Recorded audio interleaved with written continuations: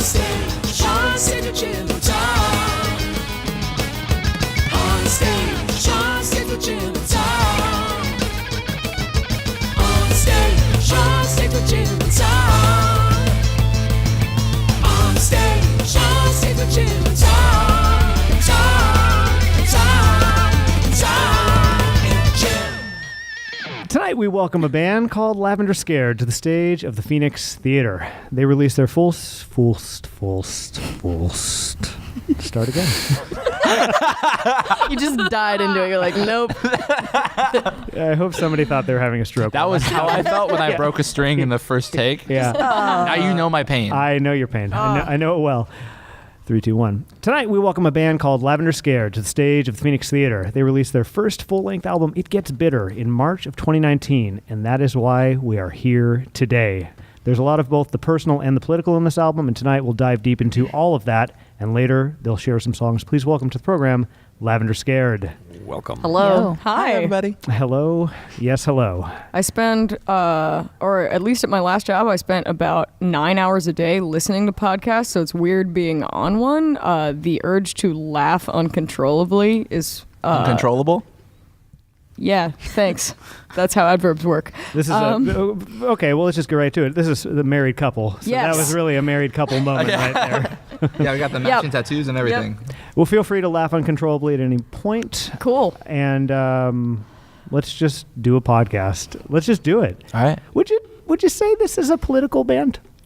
I mean, one of our main stickers and the tattoo that we have and is the Lavender Scared anti-fascism one. So yes, we're pretty political. We're pretty political outside of the band too. Are you card-carrying members of the group Antifa? Well, you can't really be a card-carrying member of Antifa. Are you a They work that platinum way. member? As I've said, I am. I paid extra.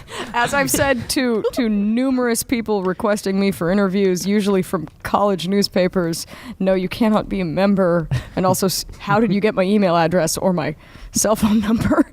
Yeah, we're definitely a political band in the sense that like the personal is super political, and so we write about our lives without discounting the personal, the political aspect. You know what I mean? Like, I think to people outside of your experiences, that's a foreign concept. So I would love it if we could kind of go deep into that. sure. Personal is political is something that a God bless them, but like a straight white person living in a let's say a largely white town really has no concept of like to be gay, to be trans, like that is existing as a political act, because you tell someone that and all of a sudden it brings all these issues up to the forefront. So I think that's foreign to some people. So could you go into that a little bit about how the personal is political for you all? Yeah. Well, in a lot of ways, I feel like the political nature of our lives is not something that we chose. It's almost like it's a paradigm that was kind of forced upon us, and that like, we're just here living our lives. You know what I mean? I might be taking hormones to feel more like myself. You know what I mean? To make my body feel more the way like that I envision myself. But that's not necessarily a political thing unless someone makes it a political thing. The problem is that people make it political because it's threatening to them. You know what I mean? Like, we're here living our lives. We're not, I think that there's this idea that I think people have a misconception about, about political music, about, queer people, about trans people, that somehow we're choosing this in order to spite you, you know what I mean? Or to be different intentionally. And honestly, this is just who we are, and we're having a political paradigm sort of forced upon us. And, and that looks like many things. That looks like oppression. That looks like being denied entrance to, a bathroom because you don't like the genitals that I have or whatever. You don't think that those match the sign on the door. Things like that, that were it not for this political paradigm would not be an issue at all. You know what I mean?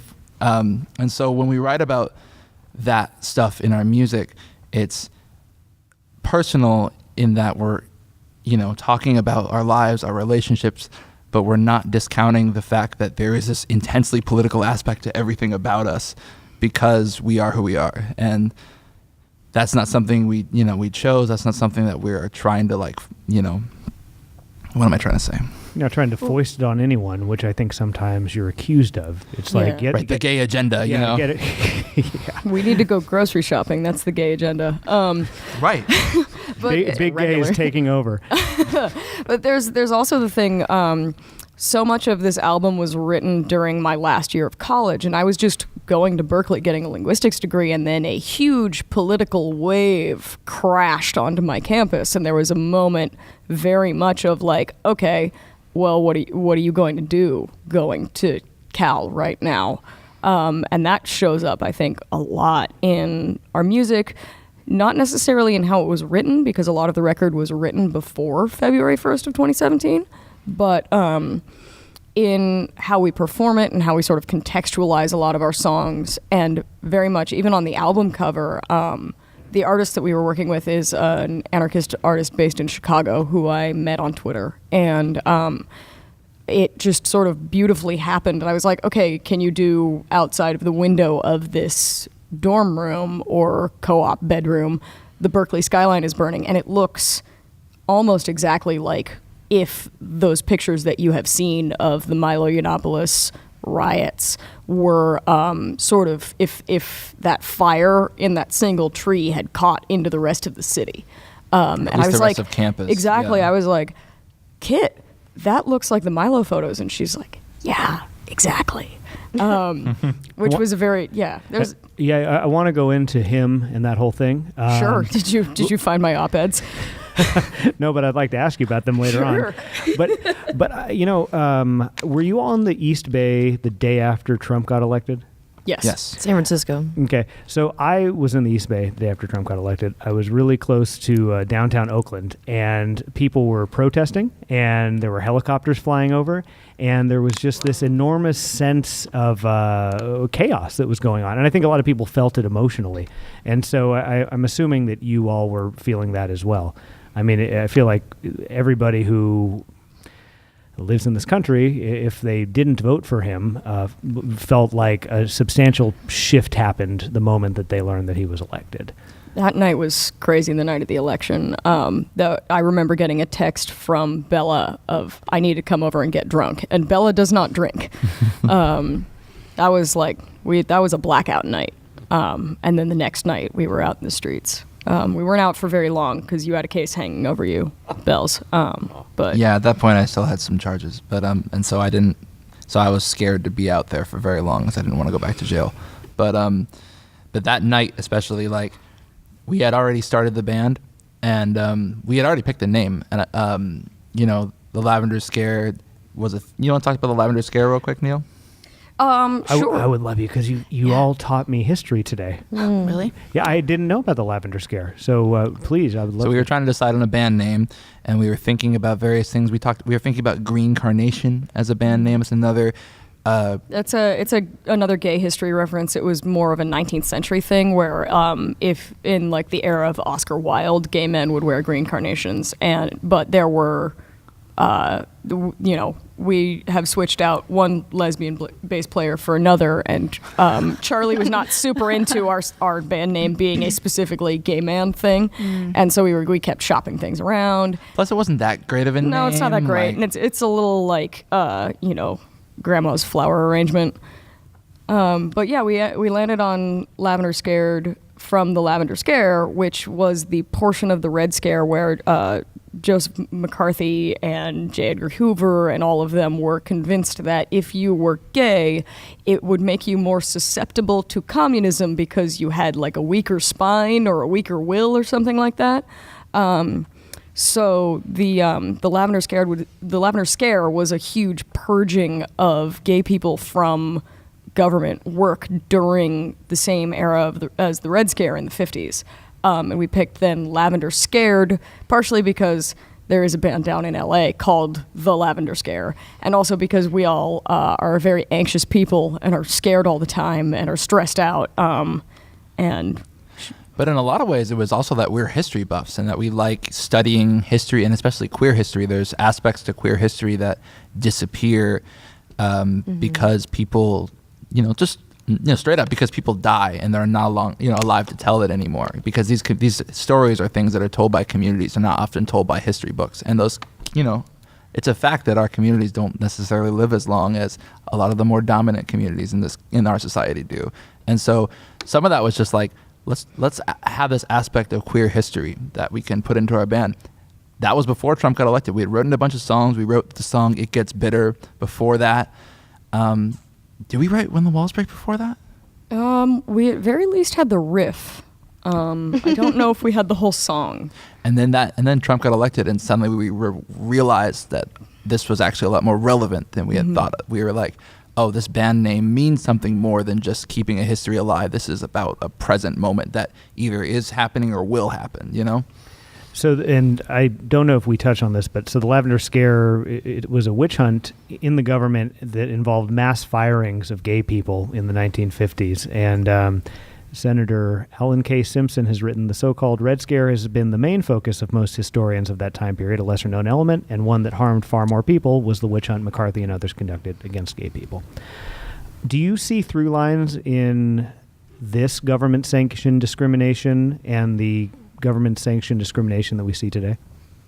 Oh, absolutely. I mean, it's there was a strange moment. I don't know if you remember this, Bella, but we were like in probably a Walgreens just shopping for something a few days after Trump had taken office, when there was the first big action that he had taken specifically directed at transgender people. And a guy ran up to his, like, somebody who he was at Walgreens with, I don't know if they were family or not, but, and like pointed at the headline in the newspaper to this person that he was at Walgreens with, and like was having some conversation about it near us. And it just felt like a shot out of a movie. And since Inauguration Day, things have just sort of, it's a slow ratcheting and a slow sort of like tightening of a vice, is how it's felt, because a lot of it is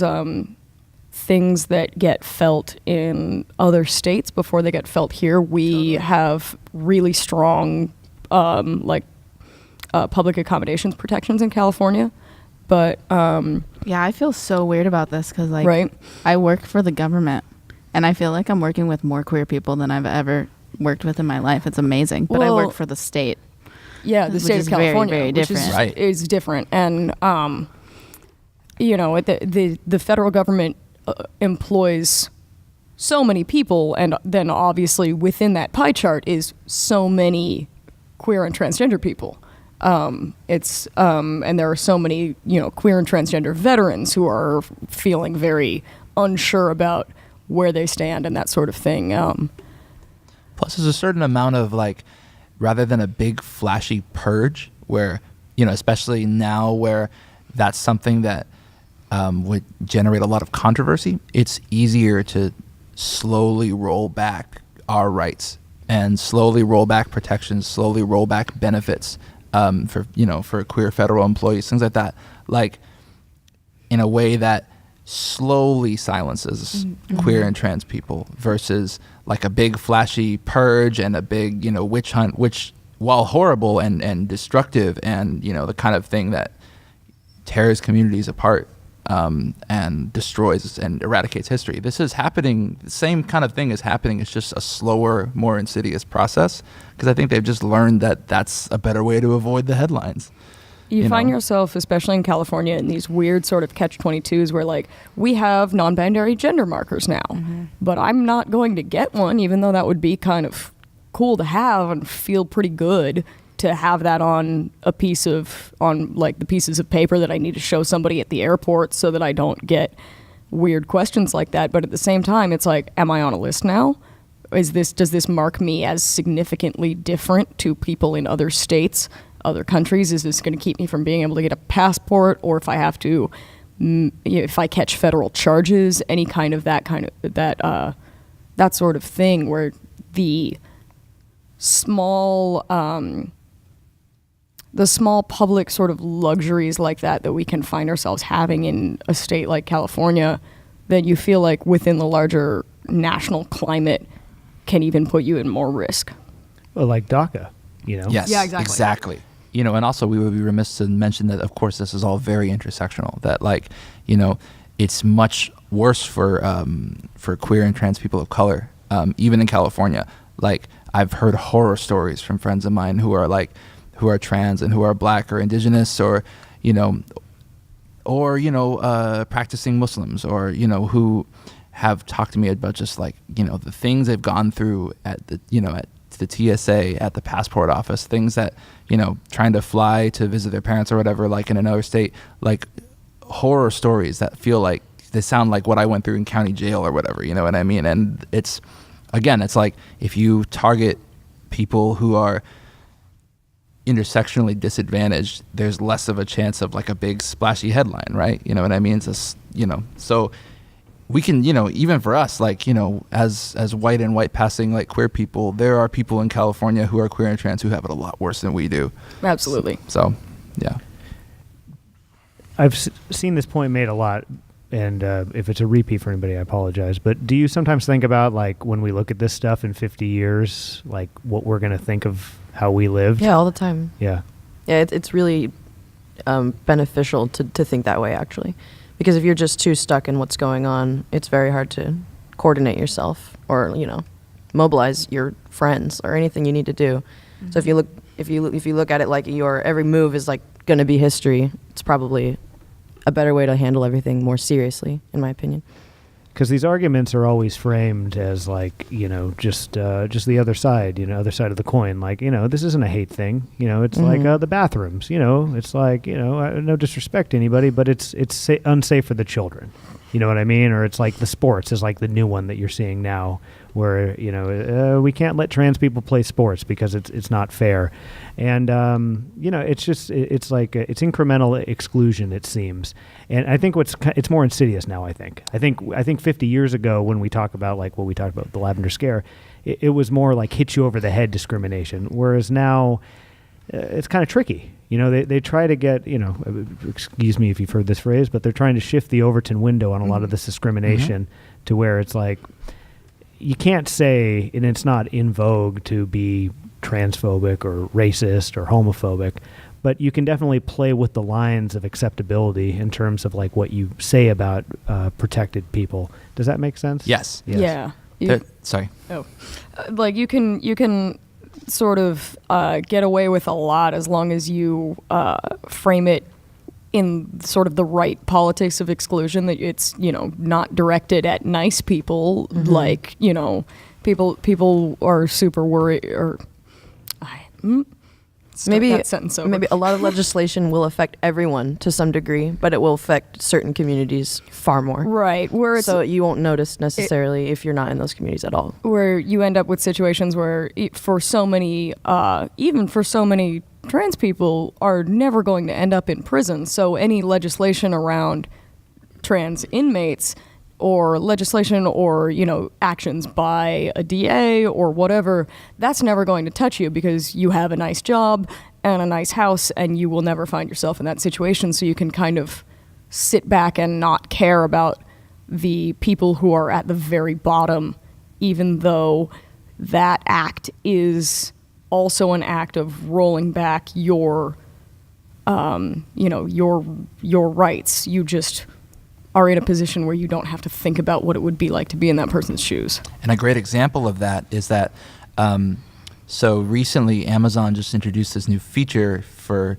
Alexa where there's like, you can trigger this setting where like a trans man's voice will come on. Oh my God, don't get me started about. Right, you know what I mean? And I so there's no this idea interesting about policy of like this really performative representation where these companies will be like, see, look, we included a transgender person. You can't call us transphobic. Or look, we're being inclusive. We're on the right side of history. While on the other side of the coin, Amazon sells facial recognition software to ICE, and ICE keeps murdering transgender people in custody.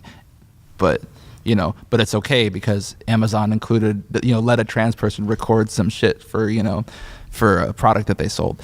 You know what I mean? There's this very performative sort of representation that really doesn't help anybody except for like the upper echelon of privileged transgender people. This stuff, like I said, it's all very intersectional. When you say ICE is murdering people in custody, do you feel they are targeting trans people in custody? Or do you think just generally the targeting or through just negligence? Yeah. You know what I mean? Like, and I think that you could say both are happening, that there is negligence and also just and targeted violence, just like there's targeted violence against all transgender people who become incarcerated, whether through being put in the in a prison that is more dangerous for them, like putting trans women in men's prison, or just through the negligence of not allowing people to access things like hormone treatment that would allow them to maintain at least some modicum of mental health while they're in prison, things like that. Like whether through there's not that much of a difference between killing somebody and letting somebody die, I feel like, in this day and age. Yeah, systemic neglect doesn't require like conspiracies or evil people. It just happens and people die, and we see it over and over with any combination of things that make it harder to exist in the current world that we live in. I appreciate you clarifying that, because I think that sometimes you read articles, say, about a person, who's going to prison and they're not put with the gender that they identify as. Mm-hmm. And I think the vast majority of people read that and they don't understand maybe the safety concerns with something like that, or even like what happens to a person when they don't get their hormones on a regular basis. I mean, that puts a person in a very bad position. But because a lot of this stuff is foreign to a lot of people, the everyday person doesn't see that as a nefarious thing. Right. And so that's why I appreciate you pointing it out. You dedicated a song to Chelsea Manning. Mm-hmm. What does that person mean to you? Chelsea is incredibly important to so many people. She is sort of the epitome of a symbol of resistance, and she is a complicated figure. She is in many ways just a heartbreaking figure. She's the kind of person who you just want the best for. I think so many trans people want to protect her and keep her from any more violence than she has already been through, and so she is back in solitary confinement for grand jury resistance right now, which has been for a month. Yes, and on top of everything else, it's the thing that there's so much personal resonance with that for us here, because we come from an activism community where people have been through the terror of having to go through grand juries and having to go through grand jury resistance, and also living through the J20 trial that she was involved with resistance to also. What is the J20 trial? It was the kettle of people who were arrested on Inauguration Day in 2017, who then were railroaded with extremely high charges. I believe all of the charges have now been dropped at this point. After a sustained public outcry Yes. of this is completely unjust. A lot of those people were journalists, you know what I mean? Like, who got just caught up in a police kettle and got hit with felonies, and we're talking like dozens of felonies on some people, things that would land people life in prison, and through a sustained public outcry over the course of years, like people, I think that Like the last of the charges have finally been dropped from that, and like the irony of having been through the paranoia of watching other anarchists go through that, and having Chelsea Manning be involved in that fight, and then she is now in solitary for grand jury resistance. It just hurts your heart. Chelsea Manning, of course, came into the public consciousness, I think, like probably 7 or 8 years ago, leaked some stuff about one of the wars, became a figure who was quite controversial, was pardoned by Obama at the end of his term, and is a celebrated figure in the activism community as well as the trans community. Yes. Just like a brief summary. And what was I going to say? Oh, you called Chelsea Manning a valuable member of the resistance. And I'm just curious, because I know y'all are very activist-minded. How do you, and I can cut this if this is too mean of a prompt to the people I'm making it mean to, but how do you feel Chelsea Manning compares to like the hashtag resistance people? Well, I mean, I don't think any of them, I'm very on Twitter. Yeah, me too. And, I don't think any of them would be able to go through a week in her life in military prison, like, and make it. Like, it's very much it's the epitome of this, like, armchair kind of mindset, where it's people who have not even a strong set of ideals, because I think that like the like centrist liberalism is not really about standing for something really other than the status quo and the continued flow of capital and continuing to have your job in your house and not think too hard about what it is that makes you have this quality of life. It's not so much a coherent ideology that you're willing to die for, so much as just like you've got your feet stuck in the mud and you're not going to move. But the idea that that just sort of turning on MSNBC and consuming the left of center media and getting on Twitter and getting mad enough at people a little bit to the right of you and then everyone to the left of you is doing anything to make anybody's life better is honestly, like, it's like we were talking about, of like, we are obviously living through history. We are living through this historical moment that people will look back on. And it's not like I'm out here doing the most, but I will feel a little bit better about what I was doing during these 4 years, I hope, when I look back on this, hopefully from several decades of distance, than people who kind of sat back and were hoping that, Rachel Maddow was telling them the truth. I don't know. Or people who just got extremely angry Right. and vocal. But, Right. Or like just spammy, even, like, I don't know how to put it into words, but Right. there's just better hope ways I'm to put energy out.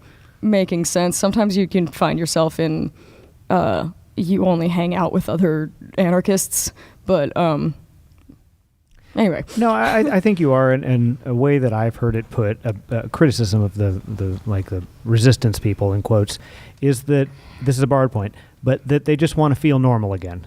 They Yes. want everything just to feel normal again. That was how it felt on campus during a lot of the, like, unrest, was that people only got mad once there were, like, big orange barricades up on campus and then they were late to class. And they were like, I just want everything to go back to normal, rather than, I'm concerned that fascists keep coming. It was that all of you need to stop talking so that I can not be late to discussion section. Yeah. Whereas like a Chelsea Manning or like a Daniel Ellsberg, I mean, those are people who are actually putting their own safety and well-being at risk because they have discovered something or they have information that if the public found out about, it would change something. But they could also spend their life in prison.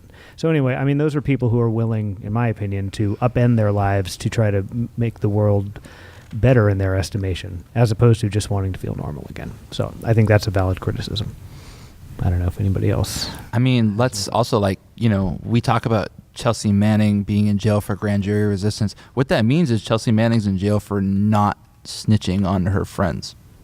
Well, I mean, I don't even think it's that that she and Julian Assange are the best of friends, but it's that on principle, you do not talk to the people who want you to talk about that, even though, I have seen people who are upset that she won't testify against Julian Assange because he's kind of a piece of shit. But it's just on principle, you do not talk, and you do not aid the state in putting people away, even if I don't know, I don't want to like speculate on their personal. Yeah, it's not worth relationship. speculating. No. Actually, let's No. move on. But Would you say that everyone in this band is an anarchist? That's for other people in the band to say, to chime in on. Yeah, it was a shotgun question. Yeah. It wasn't a sniper. It was a blast everybody. My moon's a Virgo. I'm not real good with chaos. Yeah. sorry. I'm just going to leave it there. Mildly. Yeah. Mildly. Yeah, not 100%. Probably would round down. Yeah. Yeah, it would round down. And we obviously have anarchist. We have anarchist. I mean, we have anarchist. Yeah, I mean, I consider many of my actions to be anarchist. I don't think that I will reach 100% anarchy one day. Like, that's not like a loading bar. Is that a goal though? Yeah, no, not at all. I don't want to like help set a weird standard that would be unattainable for anyone. I just want people's actions to be more selfless and in general. And I feel that that's often interrelational, like personal, and it's often like on a large scale. And just calling yourself that is just giving it a category, just so that you can get other people on board, being selfless and being What do you guys say? inclusive. I mean, we don't have like the rule if you're gonna join Lavender Scared, you have to read these zines and be on board with this stuff. But like, you know, we're pretty open. Like when we were auditioning, we were like, "Hey, here's our deal, Christine. Are you down to Oh, like yeah. It's like a be soft in this vetting. band and I like was play with this it. music I'm and down like to try to make the don't world be a a better cop." place. Like, Well, and the thing is that I feel that this one of the things I really like about Lavender Scared and about being in Lavender Scared is that I feel like, you know, politics is incredibly important in my life, and activism and radical politics, revolutionary politics. These things are important, but I feel like Lavender Scared has value and meaning outside of a revolutionary paradigm. Like, we're not like an anarchist affinity group, you know what I mean? We're not here to wage revolution, you know what I mean? Like some bands will say that, like, you know, and 99% of the time they're full of shit when bands are like, yeah, we're a revolutionary cell. Like, you know, like Tom Morello's new band, he talks about that, and I cannot stand that, because we're artists. We're making, you know, and art is an important tool of social change. I very much believe that. But I also feel like Lavender Scared is also, we write songs about being in love. We write songs about, you know, about loving your friends, and about also we write songs about dark times, about being sad. and we write songs about trying to get laid at a party. Like, And I don't know if we played any of those tonight, but we have like a couple of them. I feel like at its best, political music kind of humanizes your point of view to someone else. Not just, you know, your point of view, like what you know, what your life is like, but what you believe, how you see the world. And we try to convey that in our music. And so, like, you know, these songs have a certain amount of, like, you know, politics behind them, and that, like, you know, we see the world in this very political way, and that informs the songwriting. But these are also just some songs that are fun to play, that we like playing, and that nobody has to be like on our, you know, on board with our political agenda or whatever to enjoy it. And I don't want that, you know what I mean? Actually, ideally, I'd like it if people could relate to this music, you know, people who have never heard of anarchism before, because then you can understand me a little better, you know? Yeah, I think that it's just because of the society and world that we live in that this project even has the political nature that it has. Exactly, yes. Until you can walk around Lake Merritt holding hands and not have anybody give you a weird look, this band is still going to have political stuff, in my opinion. You know what I mean? I think people forget little things like that, just like the little things that can make you feel either not at ease or even unsafe at worst. You know what I mean? Yes. And you know, so it has urgency inside you, and I think this band provides an outlet to channel that urgency and try to make sense of it. And you're an anarchist too, Tom Gaffey. That's true. You Yes. This is a bit of a repurposed question. When Damper was on, which two of you were in, I asked about what the United States of Damper would look like, but Damper's not a political band. So You said Damp Nation. well, Damnation. Damnation is cool, but I actually have a better name for this band, which would be the Anarcho-States of Lavender. And it's not so bad. You know, I spent some time on that earlier. The States. Well, the reason I love talking to people who identify as like either like socialist or anarchist is there's always like a real intellectual force behind the belief system. You know what I mean? I think when you talk to people who are just like traditional left or traditional right, they'll state what their laundry list of beliefs are, but in this day and age, it doesn't seem like people deviate too much. They're kind of people are scared to be like, you know, on the left and have a question mark next to abortion. Yeah, people Or- are far too moderate right now, especially. It's shocking how dangerous it is to be moderate right now and not have a side at all, you know. When you say dangerous it is to be moderate, what do you mean? I just mean kind of like what they were touching on earlier about how it is more hurtful to be the person doing the hashtag or doing the nothing or just, you know. To quote Howard Zinn, you can't you can't afford to be neutral on a moving train, right? Yeah, and you wanting your normal back was never even attainable for someone else. And, you know, if you're voting, you know, to get your normal life back, it's just, I believe right now people need to be voting on behalf of other people primarily in order to, if they're going to vote, Also, Who would you vote for now? Holy shit, Tom, that's a question. I love it. Yeah, look. neither of us really Why- vote, so Like, I'm not going to vote this That's year. not true. That's not true. I vote. I vote. The thing. I don't know where they send my absentee ballot right now. I've moved a lot. I vote in state elections. I vote for things to try to get like juvenile offenders less time. I vote for things like trying to make sure that sex workers maintain, at least like there was that awful proposition on the ballot recently that was going to put a lot of restrictions on how adult film performers could, protect themselves during their, in their workplace, and it was going to hurt a lot of people who are friends of mine, and so I that's something I felt it was important to vote against.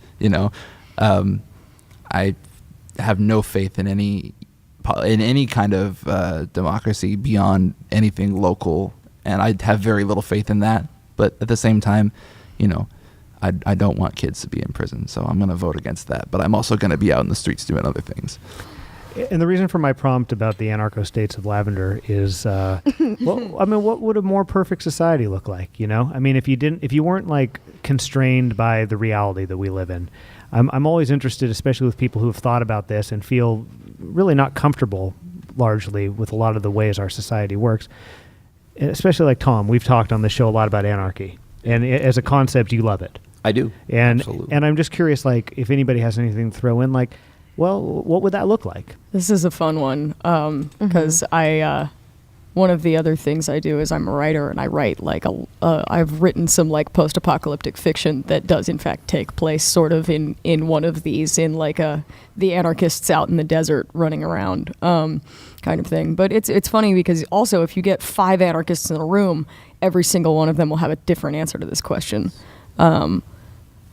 Some people think that we should still have cars, and some people think that we shouldn't. We should just take bicycles everywhere. And some people think that we should abandon cities altogether. Some people think that you should run your whole city on solar power. It wouldn't be anarchy if you had to do what some people thought. Well, exactly. So then I think I talk a lot with other people about like, well, how would you live in the commune in your mind is the way that we sort of end up categorizing our beliefs. But I don't know.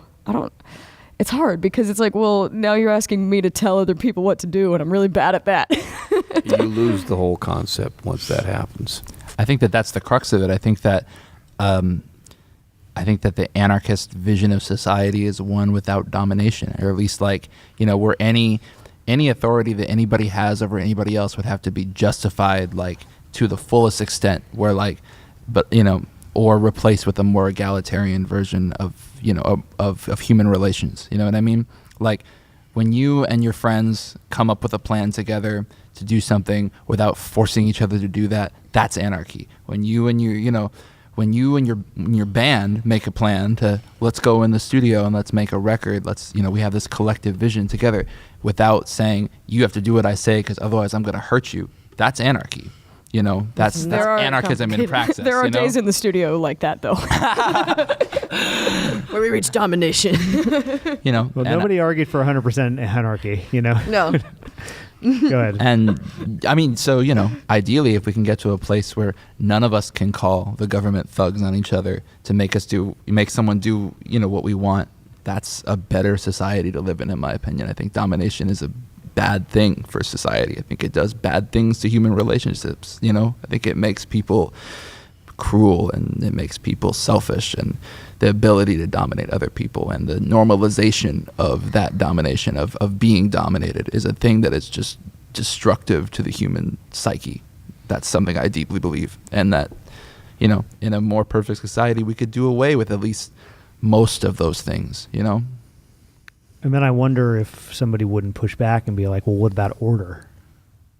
This is interesting. I've had an idea for a short story for a long time of you have your sort of anarchist ideal society, and then there is a murder and nobody knows who does it, and they have to reinvent being a detective to figure out who done it, because now obviously there are no police, and like that. So that question of like, okay, well, what if something goes terribly wrong and we need to figure out who hurt someone else, but we don't have things in place to compel each other to do that. But I mean, that would be rare, because I'm not an idealist, but I also do think that under most circumstances we don't hurt each other, and when people hurt each other, it's usually out of need or some other desperate reason, not because they like doing it. It's a very, very small percentage of people who are out here trying to do harm to each other, and those assholes get ostracized from communities, and communities that don't have states, and then you don't have your community support, and you're out in the woods and you die. So you can play nice, or you can take your ball and go live by yourself, and you'll probably starve. I think I agree with you with most people knowing how to act in a way that actually benefits them in the future. And it won't be like everything will be perfect and fine, because Right. like, again, if you get 5 anarchists in a room, somebody will probably get in an argument about somebody else, and somebody is a smoker and someone isn't, and has like a bunch of strong opinions, and we're an opinionated bunch, and it like there would still be conflict, but the fight would be fair, because nobody can call the cops on anybody else. It seems like you feel like a lot of our ills are actually brought on by the society that we live in, which is always used as the argument for maintaining order. But it seems like your counter-argument is, no, that's actually the source of the problems. And you are just like erecting everything else on this foundation, which is causing a lot of this bad stuff. Well, and the idea of maintaining order means that somebody has to enforce that order, right? And I think that the general, like the sort of the basic anarchist response to authority, to people justifying authority, like we need order, we need to keep people in line so that people don't hurt each other, is, well, if people can't be trusted with freedom, how can people be trusted with authority? They can't. Exactly. It's proven daily in this country and around the world. Yeah. I'm gonna get a lot of these facts wrong, I'm sure. So don't quote me on any of this. Just go do the research, because it's super interesting. But there is a town in Mexico that 7 years ago was, I believe what was happening was that a lot of the surrounding indigenous land was getting clear cut and polluted by corporations, and so a lot of people got together into like a direct democratic assembly, and they decided that, we're gonna just kick out these horrible clear-cutting, horrible polluting companies, and they did. And then they kicked out the politicians who had looked the other way, who had provided incentives or breaks for these corporations to do these horrible things to this rapidly disappearing indigenous land. And then they kicked out the police who had defended them. And this was about 7 years ago. And now this is a town of about 20,000 people. Vice did a really interesting report about this, so don't take my word on this. Go look it up. If you look at it's something like Vice, the town in Mexico that kicked out all the cops. Like it's an article you can read. In that 7 years since that's happened, crime has essentially dropped to zero. The murder rate has essentially dropped to zero. They're not entirely self-sufficient because they are still dependent on like the local economy surrounding the town, and so I think that it's difficult to say that they are like fully anarchist, because they are still like dependent on like the surrounding capitalist economy. But it is very interesting to see how society changes, how human relationships change when people can solve their problems just by interacting face to face in like a group, you know what I mean? In a way that people do day to day always, but in a way that has power, There's one of the things that anarchists say a lot is we love power and we hate authority, you know what I mean? And together we have power, and it's not a coercive power, it's a collective power, So that's an example I think about a lot. It's just like there's a power that we have together that we don't need to be coerced into doing the right thing, Seems like the argument that you all have is that, like, if we are forced to live in community with one another, like, there are a lot of things that just fall into place naturally that we sort of take for granted. Is that a true statement? Right. It shouldn't be looked at like we're being forced into these communities. We just exist, and we naturally benefit from human connection in large and small communities. So the craving of the order is a laziness, in my opinion, that you can, and it's because the majority of people the order like works for. And so I just believe that it's a laziness, essentially, is not wanting to talk things through. Is like you get to the height of your emotional cap, no more left to give, and you're like, oh, I'm going to call the cops, or something. You wage some authority on someone instead of really trying to think about the problem and where you guys went off or where it went wrong. People are just, people isn't very specific, but I would say the general citizenship here is just unimaginative. Right. It's like it's so much easier to be like, well, my neighbor is a real piece of shit, and he's awful to his family. Easy to say that. So yeah, I mean most people's neighbors probably are. And, he's awful to his family, and so I'm going to call the cops on him, and therefore now it will be somebody else's problem versus having to sit there with the responsibility of I listen to these people fight and I don't do anything. And I don't know them, and I can't do anything because, like, I don't know her, and I don't know her family. Like, that kind of situation, I think, is really common for people. And then instead, somehow the answer is, let me get a bunch of strangers with guns involved, and that'll help.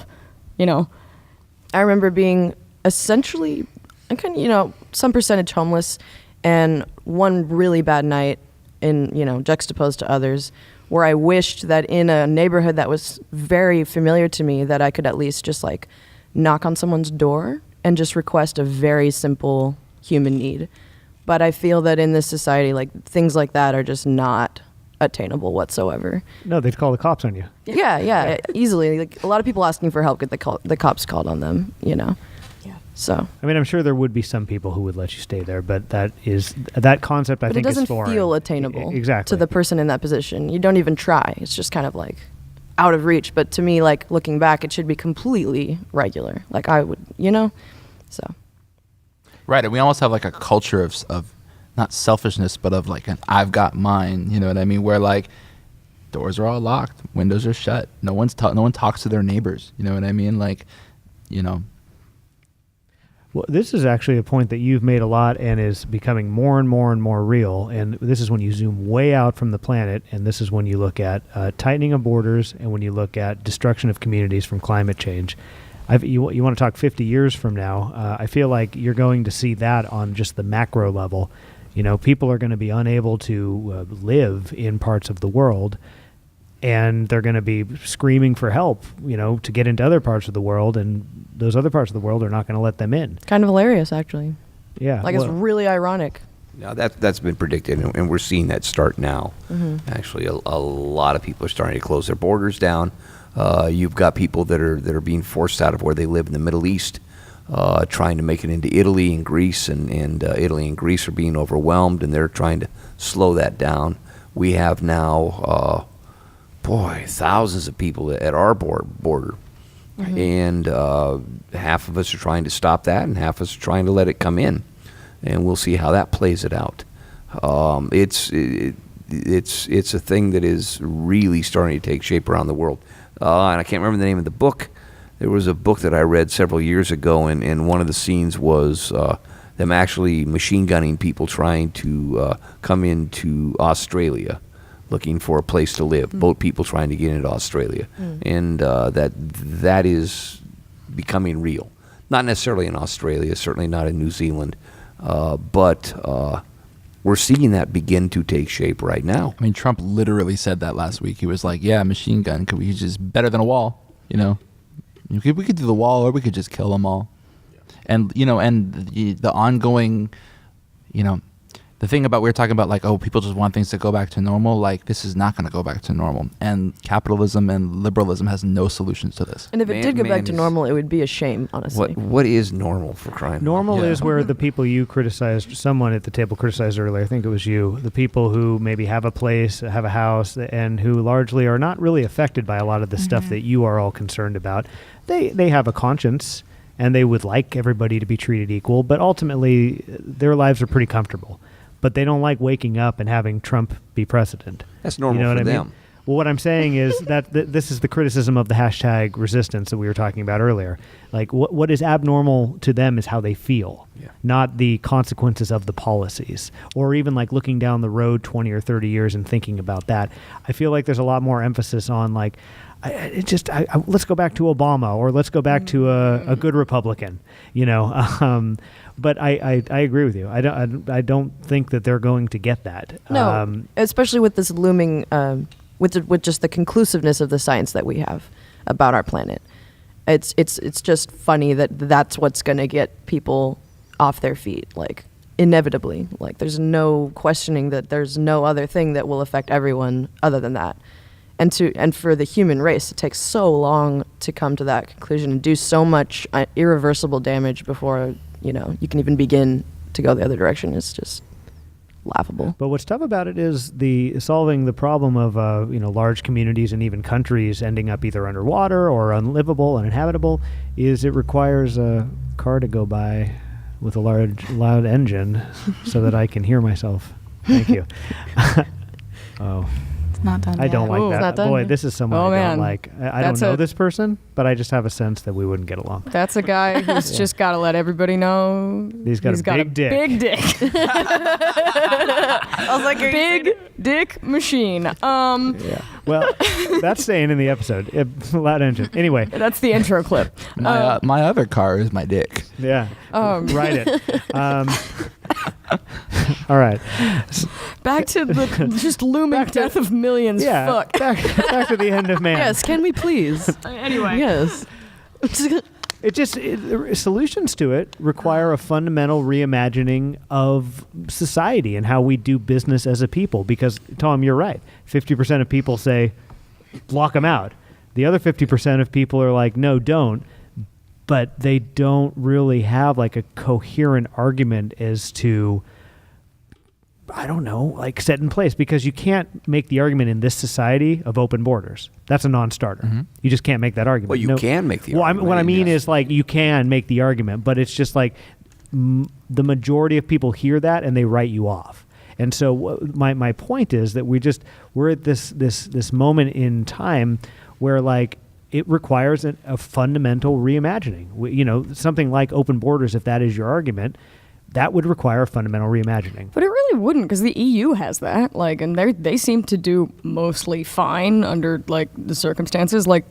I'm not a reformist. I believe in a much more radical reimagining of the world than just open borders, if no borders. But there are examples. Yeah, a lot of places, you don't need a passport to walk from Northern Ireland into standard regular flavor Ireland. But that's changing in our part exactly. of the world, though. Yeah. But it's changing over there too. But I also think that this is one of the moments where it's exciting to be an anarchist, because one of the most relevant things to me is trying to figure out how to get around these sort of big capital P on CNN for a debate political questions into someone has a need and I can meet it. How can we set up infrastructure that is outside of the state? And I don't have the answers and I don't have the network for this, but it's the place to find yourself at where you are in between these huge state structures or nonprofit structures and the people who have the needs, and being able to just say, I have a roof and I have dinner and I can connect you to people who can help you. Or you see this when natural disasters hit, because those are often places of very concentrated need where people will just go, and the people who mobilize are the anarchists going around the big NGOs to go just get things to the people that need them. And that's really inspiring to me, just hoping in the face of this huge doom that we are all facing, that there will be opportunities to use the things that I believe to do the right thing for people. Yeah, and I think that may be what's maybe exciting for activists beyond the terror and the horror is we are at a place in time that requires a fundamental reimagining of how we do things. I mean, it's if one believes in climate change, which I believe everybody at this table does, Believes Christine. well, you know what I mean. But How do you mean, feel Yeah, about oh, no, climate I know change, but there are a lot of Christine? people who don't. Yeah, Christine. It's so real. I know it. I'm so sorry. I'm just saying that I'm sorry to frame it that way, but there are a lot of people who don't. It's probably I'm just beneficial to saying, frame it that way. yeah. I'm just saying that, the human race could potentially not be here at some point. So it's like, well, if that's the reality, well, then we better start reimagining it so that we can keep For going. what reason? What's the question? Why does that matter? Why are humans gone? Yeah. Why does it matter that humans exist beyond, 2 more generations? I love every kid that I see out on the streets today. I'd love them to be able to grow up but as we look at, we've got to save our race. We've got to save the human I'm on your species. side, Tom. And I'm not exactly sure why that is. See, I know the world's been existing forever, way, way, way before humans, and it's gonna keep existing way, way after us. I think a failure is just I'm a not failure. Gonna have kids. It's just not regular. fair to the earth. see, I'm not gonna have It's not kids fair to the either. kids. We're the But, only ones like- taking it personal. See, and here's the thing about that. Our birth rate is going down in the United States. And we know there are economists that seem to be thinking anyway, and a few people think that we actually need to have more people emigrating up into the United States. Yet we're pushing back. And the people that really want to come up here right now are people that are willing to do jobs that a lot of us will not do. And yet we're still pushing that back. Which is the argument against maybe having borders as we have them today, or at least an argument against having so much strictness in the way we allow people to come into our country. Do we have space here for everybody? I don't know. I really don't know the answer to that. But the fact of the matter is, the paradigm is changing. You guys right here at this table, you're not thinking about having kids. And a lot of us aren't. And I didn't. And there is space for the children that I didn't have, children that you will not have. And yet, we're not quite to that spot where we're okay with that. See, it's interesting because I hear this line a lot of that people sort of think that humans have done terrible things and therefore we should all go extinct. We're animals. That's not my point. Right, but it is because we've made XYZ mistakes, but it's not that everyone has made these mistakes, and I don't necessarily feel that it's right to sit here in this country that has such a high standard of living and say, well, I've decided on death for all of us, and I don't think that that's necessarily what people were doing, but I hear this line of this just anti-human pessimism, and I'm like, I don't feel comfortable just choosing extinction for everyone or sitting here thinking that is something. I would rather just be out there until my legs fall off trying to keep people alive. But we have a groupthink that may actually do that for us, quite frankly. Do we believe in climate change? Is there climate change? Do we believe in it? And will we do anything in time to change that? I have a question just real quick that we can bookmark to edit out. Are we at any point going to break for commercial? No, why? Oh, okay. You got to use the bathroom? Yes. That's all right. You have to go use the porta That's potty. okay. I'll put my shoes You can back just on. run Yeah. and go if you want. All right. Yeah. I've talked a lot, so yeah, we'll live. Yeah. Okay. Well, Well, okay. yeah. Do you want to go and come back? Do you want to Yeah. go and come back? No, I'll be Yeah. right back. Yeah. All right.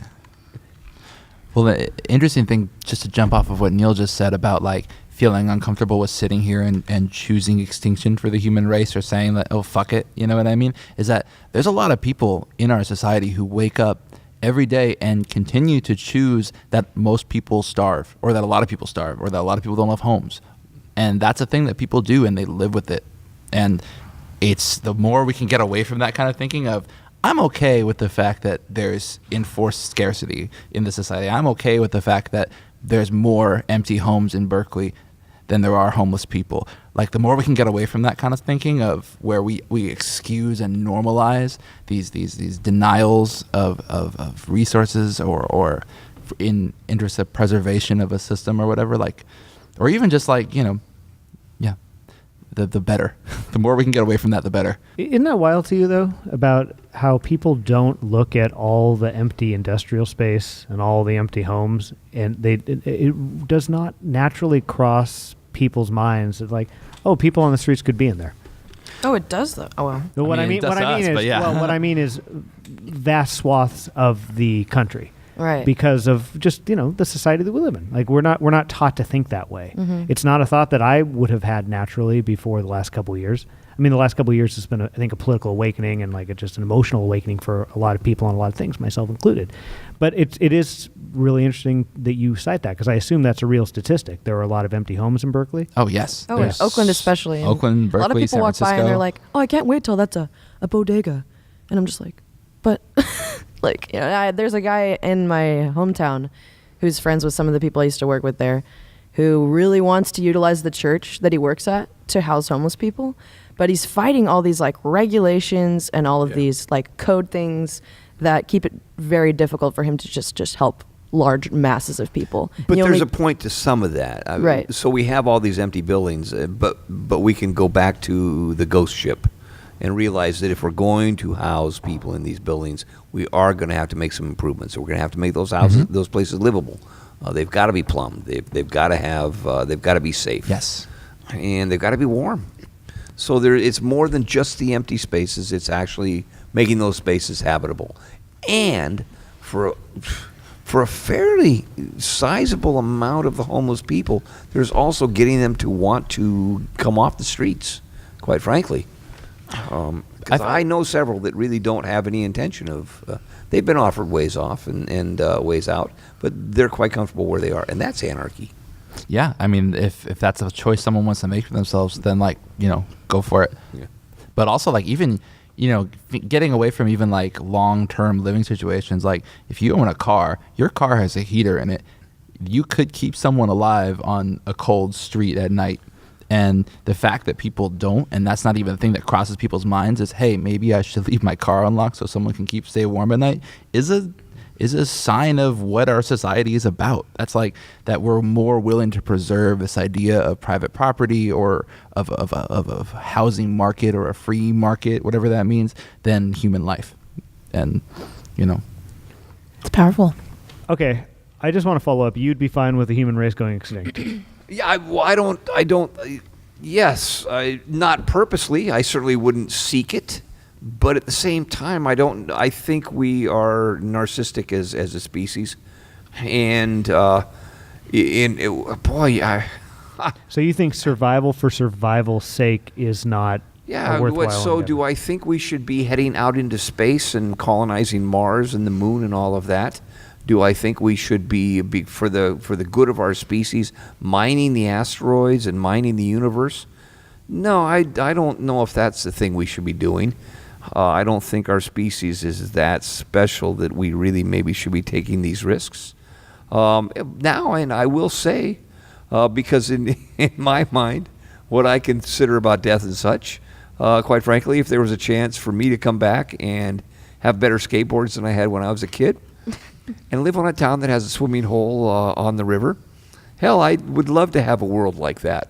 I'm having a great time right now, and I love everybody around me. But the fact of the matter is, our species is not been here for a long time, and we may not be here for a long time. So how far will we go? How much change would we be willing to make throughout the universe for us to live as a species? The question would be why. I guess. Why? Do you still why get to would be we? reincarnated, though, if the species goes Well, I extinct? assume I could come back Yeah. as some other creature, well, I guess. yeah. I don't know. And I feel you, because there's a certain extent to where my opinion does not matter. Like, I have a pretty, I wouldn't say dark, because I don't believe this perspective to be dark. I just believe it to be realistic. I pretty much believe that humankind is going to go extinct, and I don't think that that invalidates anything we do, because we were going to go extinct anyway. Like, Right. you know, everything dies. Nothing is permanent. You know what I mean? What matters is now, the relationships we have now. And it doesn't really, my opinion on whether humans should go extinct or not doesn't really matter in the grand scheme of things. And so it's not something I have my days where I'm like, fuck, you know, fuck this place. This world is hell, and it'll be better when we're gone. But, you know, that's also not I don't want to say irrational. I don't like framing things in terms of rationality, but it's an irrelevant thing to think, because it doesn't matter what I think. It's what matters is what's happening, you know? I think that's where a lot of the despair of our current era comes from, is I think that the last few years have made people feel a lot less hope. It's made people feel like they have a lot less power than they previously were led to believe that they had. So there is, I think, where you see a lot of this despair and desperation is coming from a realization that it's like, oh, it's like I actually maybe don't control my destiny as much as I thought I did. It seems like that a lot of this stuff is like being written by 500 people in a room far away from me. You know what I Right. mean? And that's a scary thing. And I think that more people are feeling that way than they did, say, 10 or 20 years ago, which gets us to your new album. It Gets Bitter. I know that this is a play on the "it gets better" phrase that was meant to kind of encourage LGBT youth. There was a period, I think Dan Savage and his Right. partner coined it. There were some suicides that were going on, and they said, you know what, just this is a slogan that can help you.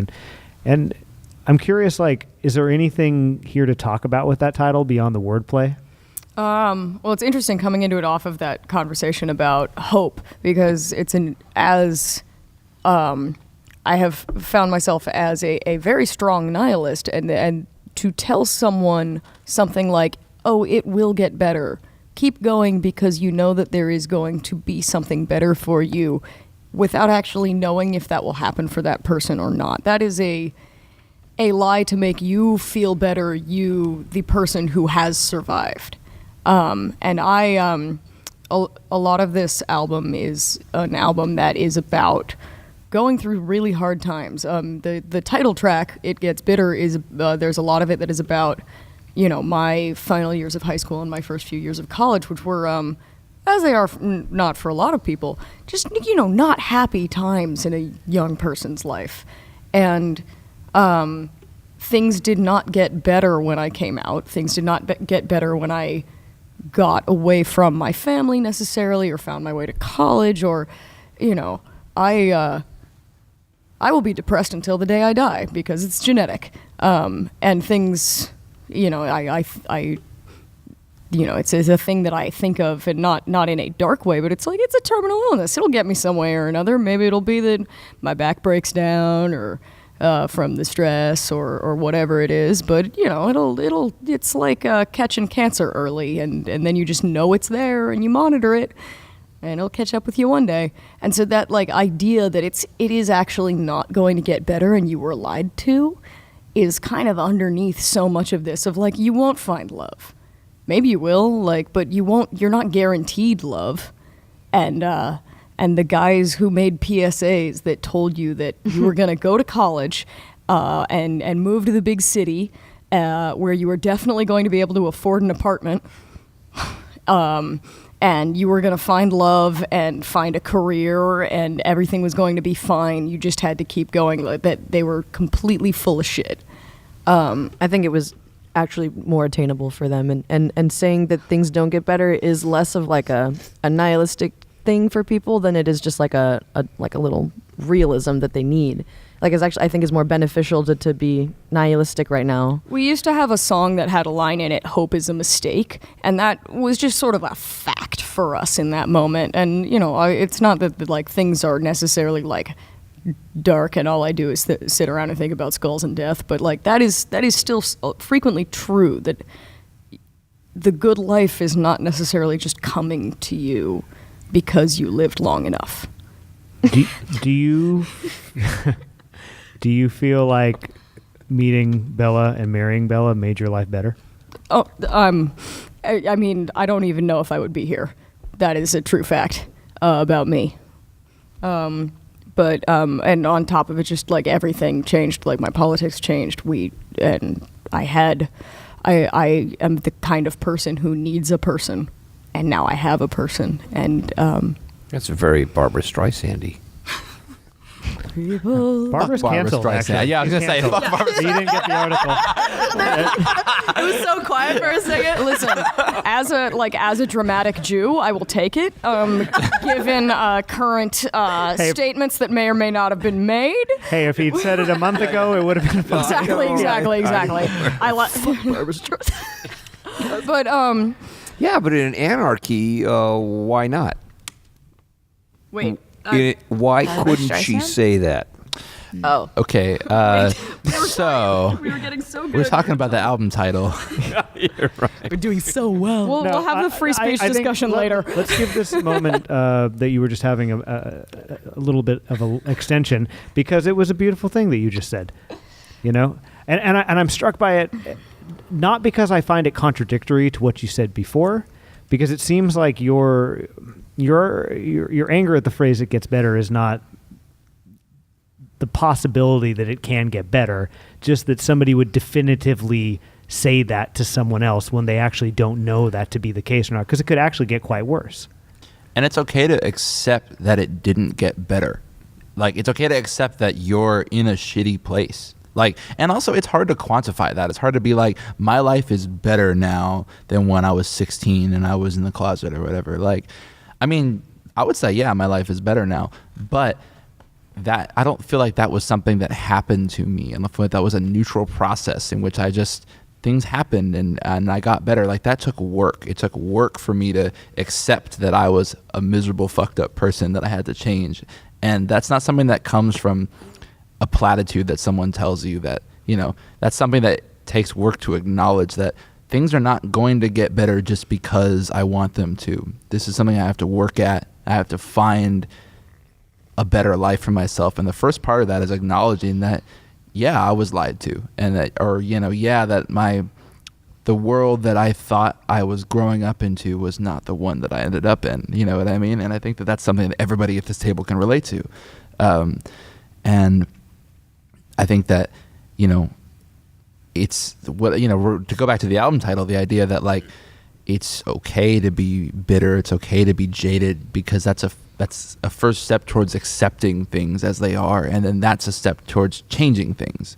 But, you know, nothing's gonna get better. You know, you're not promised anything in this life. You know, that kind of an idea. You have to take things. You know, you have to take the life you want. You know, and the despair that I think a lot of people can find themselves in when they're young, or when they're less young, is coming from a place of that feeling of a broken promise, that you were promised a certain life and now you don't have it, and versus the sort of feeling that you can spin that to of, yes, I was lied to, and I've been handed this set of circumstances that I probably didn't deserve, that I didn't deserve the bad things that happened to me, but I still sit here with my mind functioning well enough-ish, and a set of choices to make, and some work I can do to, you know, be a person who is productive in the way that I want to be, not necessarily like a quote unquote productive member of society, because you know, I don't have a job right now, but yeah, that made sense. So there are themes that persist through this album, and those sort of permeated from your lives 2016, 2017, which was a very dark period for you. Mm-hmm. Anything you can share with us that you think stands out on this album, I think would be good to document. Sure. 2016 was like the worst year of my life, and most of the lyrics to these songs were written during that. There are references to the breakup of my first real long-term relationship, which ended early in that year and set off a whole series of events. It was the guy I had been with in high school and then through my first years of college. We used to have a song that we do that's on our first EP that's about that we don't really play anymore, because I got myself to a place where I realized I wasn't actually that mad about him, but it was still this like first just major rupture of a relationship I had been in for 4 years. And then coming out of that and through very, very dark times and through the loneliness after that, where now you are in college and you are a trans man trying to get laid in the college gay scene, which is not easy, because those boys do not want anything to do with you. And we have a lot of songs that are that kind of like very standard, almost pop punk cliche of like, you know, trying to get people to notice you, trying to, you know, or bitter, like, why won't you pay attention to me kind of songs that are from that perspective, which we have a song called Sick of the Grind that is specifically about being on Grindr and being really tired of that.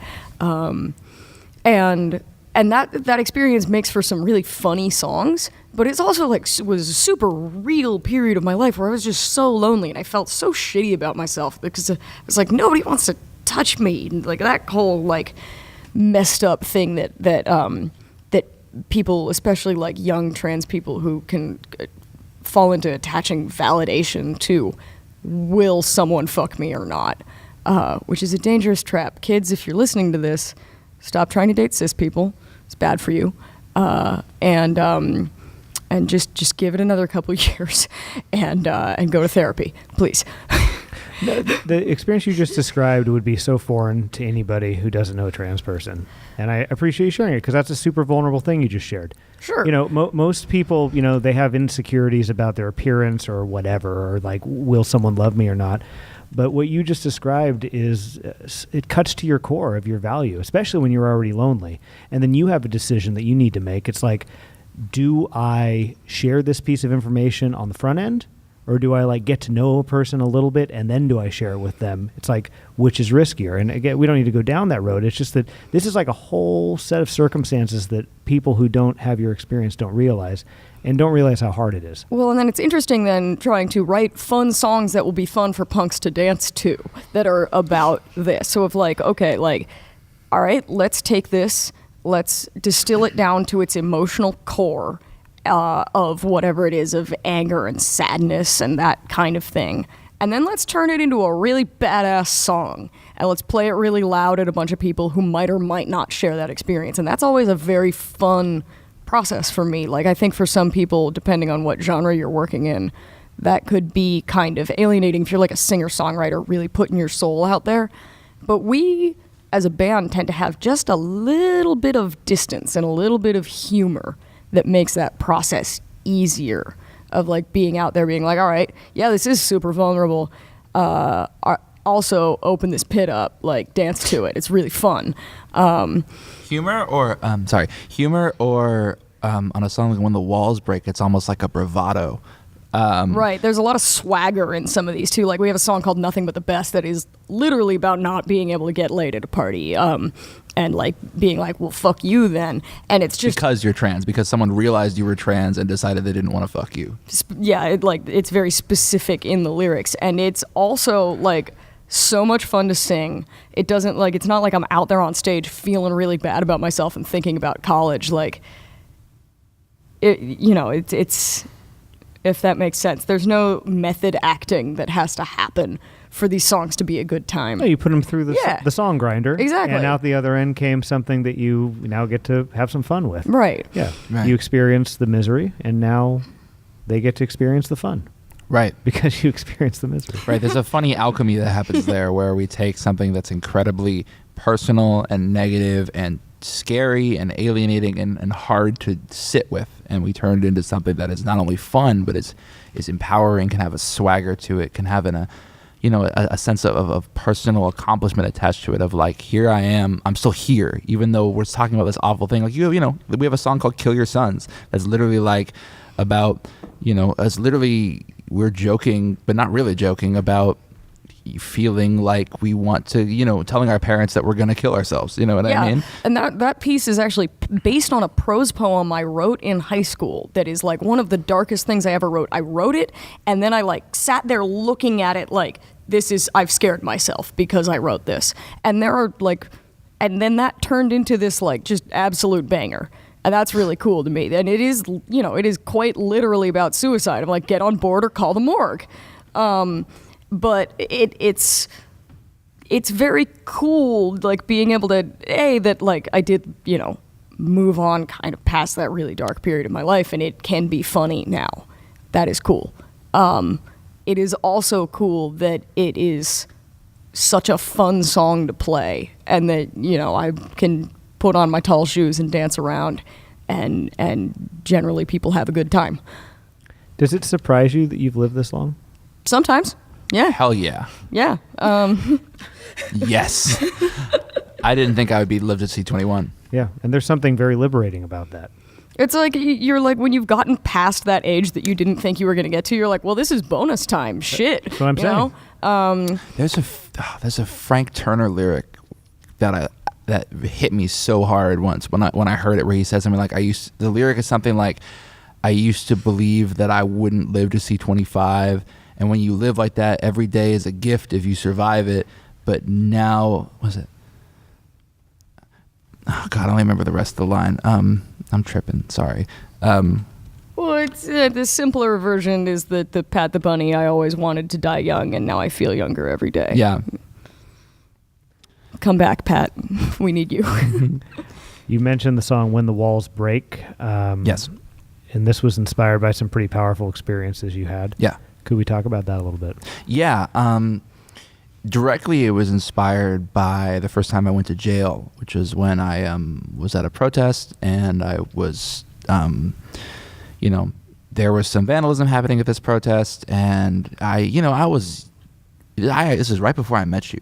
Yeah, this was right before we started the band, actually. Yeah. I was, comparatively to now, I was a lot more naive, and I had been to a lot of like very energetic protests in the past that had involved vandalism sometimes, and had involved a certain amount of like resistance to the police, not like it was more like playing pranks on the police, things like we were kids, you know what I mean? I was in college up in Washington, and we would go to Seattle May Day protests, and we would do things like the bike cops would come around, and we would throw thumbtacks on the ground so their tires would get punctured. And it was all a game until it wasn't. You know what I mean? Like, I had these budding revolutionary ideas. I wasn't really an organizer yet. I was just, sort of in some circles. I would go to some marches, and actually, before this even happened, before I had gone to jail, this Walls was also inspired by another event that happened where I was in Sacramento in July, I think it was July of 2016, where there was a white supremacist rally at the Capitol building, and of about 40, something like 40 white supremacists, and there was an opposition of about 400 counter protesters that showed up, and I was among them. And at one point, the two sides, got near each other, and I looked and saw a bunch of my friends on the ground bleeding out from stab wounds. And that was the first time I'd ever seen anything like that. I'd never seen people, get hurt that bad in front of me. You know what I mean? And I watched the police form a circle around our friends who were on the ground bleeding out, and not letting us get medical attention to them, letting the people who had stabbed them get away, who did not have masks on, who were, completely felt very safe in doing this, knowing that the police would protect them. And to this day, none of them have been brought up on charges, though they tried to bring charges on the counter protesters for things like noise disturbances. You know what I mean? So that was a very informative political event for me, in that I realized that there were consequences, to making your voice heard, to existing in opposition to these structures of domination, that eventually they're going to notice you existing in opposition to them, and they're going to swat you down. But then I got swatted down, and that was about 3 or 4 months later. I was at a protest. There was some vandalism happening. And I got caught up with a couple friends by a line of riot cops who beat us bloody, threw us in a squad car, the whole deal. And we got hit with some heavy charges. Like, I caught, 4 counts of felony vandalism. And that hung over my head for years. And actually, it's still kind of hanging over my head, because though the court case is all settled, though I never, eventually we got, the charges got dropped because it was our first offense, and it was years of feeling like I'm gonna go to jail any day now, and that wore me down, as a human being, feeling like there was this thing that was gonna prevent me from being free for the rest of my life, Yeah, that's what When the Walls Break, it's about. It's about the consequences of deciding to stand up, of like, well, you stood up and you told the cop to go fuck himself, and you told the Nazi to go fuck himself, and you were out in the streets, and what happens when they come for you, And at the time when we wrote that song, we were living in a really shitty apartment, in downtown Berkeley, pretty much 2 blocks away from where all those white supremacist marches kept happening, where there was so much violence and against friends of ours. And whenever time these marches would happen, they would be followed by a wave of photos of our friends online, with their addresses or their names, or people getting arrested, people getting, raided by the FBI. You know what I mean? Hearing whispers that the FBI was searching friends of ours or whatever. You know what I mean? Like, that we were going to get in trouble, that there was something that was going to catch up to us for the simple thing of we went to a field and we shouted at some white supremacists and we told them to fuck off, and that alone was going to put us in, serious harm's way. That's what that song's about. And it's a duet too, so it's also my parts of it are about what it's like sort of being the loved one of someone who does that, and sitting at home and not knowing if somebody's going to come home, and I've gotten those 4 a.m. calls from jail From me, from you, and then Charlie, and then talking to Charlie's mom, and like that whole situation. That's a really hard place to be, of then being like, all right, well, we've got this set of fires to go put out. I have to go figure out someone's actual legal name, because I don't actually know their legal name, so I can go bail them out of Rita, And it's often those like mundane realities that are the worst. It's not even like, I got beaten by the cops. I had blood all down my face. My friend got his nose broken, whatever. We were in jail. Cops threatened to rape us. That's all horrible stuff. That's traumatizing. But the stuff that really stuck with us was like, holy shit, we might have to pay like $3,000 to the state for this, or we might be on probation, or, okay, we have to pay bail now.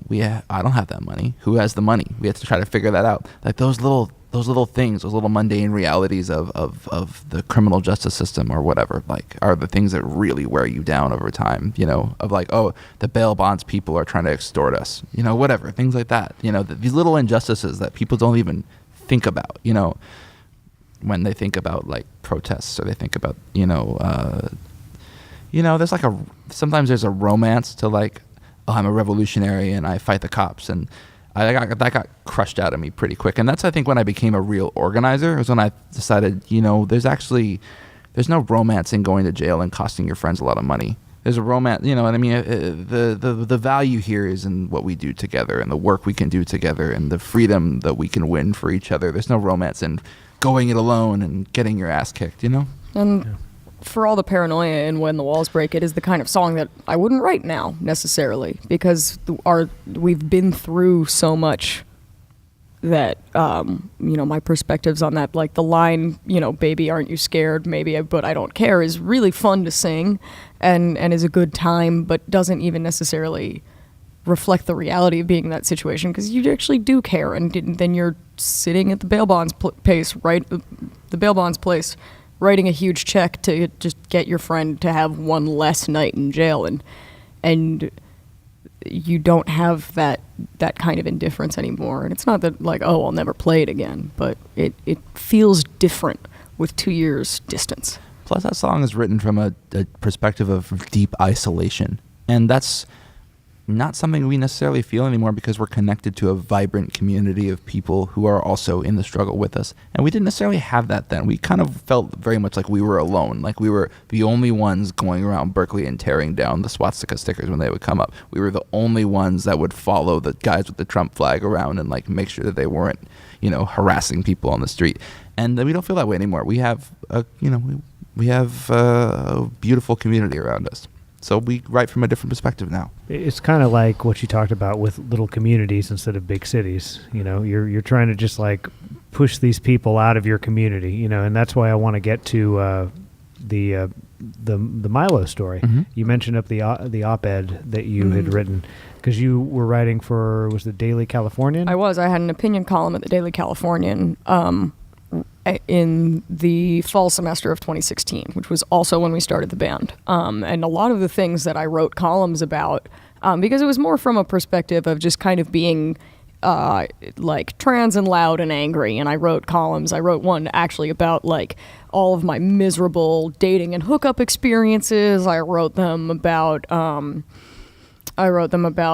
just the all the fakeness in the scene, which is kind of, funny in retrospect. And then after the election, the tenor changed completely. And then also, one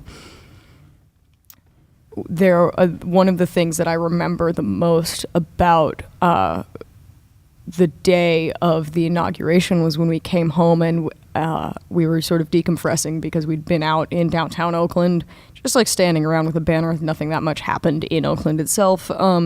And we saw the news that someone had been shot outside the Milo Yiannopoulos event in at the University of Washington, and that was 3 days after my op-ed came out, which I had written very off the cuff, just kind of like, this guy's coming to my school. Fuck him. I have contacts at the paper. I'll write some inflammatory thing. He'll probably ignore it. And I trended on Breitbart, and I'm really glad that they didn't put my face out there. And I'm hoping that by saying their name, it does not summon them like Beetlejuice. But that was crazy times. I had to basically like do crazy like shutdowns on all my social media. I had been a columnist at the school paper. My social media had been totally public. Did they just swarm on you after you got published? Immediately. Yeah. The moment that he reposted the article, there were strangers writing essays on every single part of my Facebook feed that they could gain access to. Do you think he did that specifically to spite you, like to get you? I mean, it's on the radar. It's what he does. It's yeah. what On he does purpose, is he yeah. finds people who seem slightly vulnerable or are, connected to a very publicized campus that is always a flashpoint for whatever national issues. Or I think maybe he just name searches sometimes to see what people are saying about him. But, he sicked the dogs on me and the dogs came, and it wasn't hurtful. I wasn't like, oh no, they're saying mean things about me, because that's kind of what happens when you poke the hornet's nest. But from that moment, from the day of that publication, and then 3 days later, somebody was shot outside one of his events. There was a moment I looked at you and I was like, Bella, I need to dye my hair. Like, somebody's going to fucking recognize me, and like something terrible is going to happen. Because I mean, let's not put it too fine a point out. You were getting death threats. Like, absolutely. Yeah. Oh, yeah. And it was some of them were the 4chan kind, where someone would just write you an email telling you all the slurs they knew, which doesn't hurt your feelings that much. It's just kind of someone doing a word diarrhea of outrage. But it was...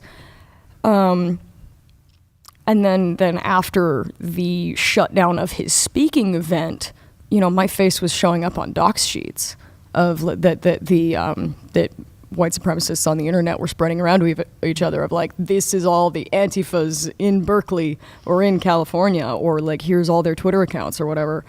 And you know what's spooky about the emails that you mentioned? Just like they're obviously just trolling you. They're just trying to like get a rise or whatever. Well, maybe not. Maybe that's two hard different to things. know. Well, that's what I'm getting Yeah. at. Exactly. What I'm getting at is like the online troll culture bleeding into real world violence, which is a thing that's happening now. You have people who are posting ironically just to get a reaction out of people. But then, they're going in and they're shooting a bunch of people. That just happened a couple weeks ago at the mosque. Yep. Yeah. That person, if you watch their video or not the live stream, but their manifesto, it was filled with the online like troll culture stuff. Yeah. And then also a bunch of just like base hate stuff. Yeah. And so that's what's so spooky about this is a lot of the time, like a guy like Milo or some of these other provocateurs, they're acting like they're not what you think they are. I'm not that big of a deal, or I'm just poking fun, or I'm just whatever. But actually, this stuff bleeds into real world consequence. Right. And so you saw that. Yeah. On both sides, though. What do you mean by that? Well, I mean, here's the deal. I definitely identify on the left, but I'm ashamed of some of the alt-left people as much as I'm ashamed of the alt-right people that are willing to troll in the same way, willing to make the death threats, willing to try and shut down the freedom of speech on both sides, willing to don't let this person speak, and let's have violence over them speaking. Holy shit. Very good point to bring up. I'm not sure that that's really helping. In fact, I think it's giving them more of a platform. Could I just say before you respond, I would lift alt-left out of that, because I think that is like something that has been created. What? Yeah. Is there an alt-right? There's an alt-right. There's not an alt-left? Alt-left, I think, is more of like It's something creating that a was false kind equivalency.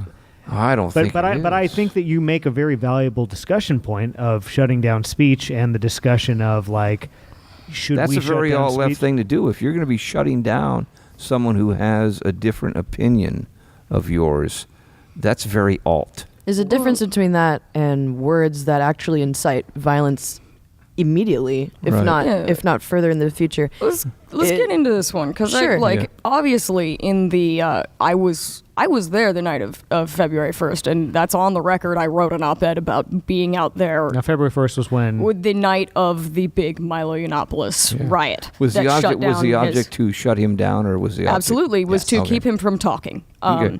And so since then, I've done a number of interviews with I did an interview with Newsweek. I did an interview with the Wall Street Journal that didn't end up going anywhere. But I've talked to a lot of journalists about what my point of view is and what a lot of people's point of view is and why that was necessary. And Why was it necessary? well, because specifically in that situation, he's not going there just to talk. He can talk anywhere. He's going to be provocative. Well, he can rent out a banquet hall somewhere or a barn or wherever he wants. He has a huge platform. He has, at that point, I think he still had his Twitter account. He doesn't anymore. He had a book deal. He had all kinds of places to go talk. Going to the University of California, Berkeley is not a constitutionally protected right. And I did Duke moot court in high school. I actually used to be quite the constitutional scholar. Funny for an anarchist, but Yeah. So that action is he was going there to specifically, as he had done before, target actual students on campus because he'd targeted. I want to say it was in Minneapolis. It was. Just a random trans woman who was just doing gender-neutral bathroom activism on campus in his big PowerPoint of hate that he does when he comes to speak on campus. And that's like an actual, she ended up withdrawing from school. That's a tangible effect in the real world that is not just him standing on the street corner with a sign saying hateful things.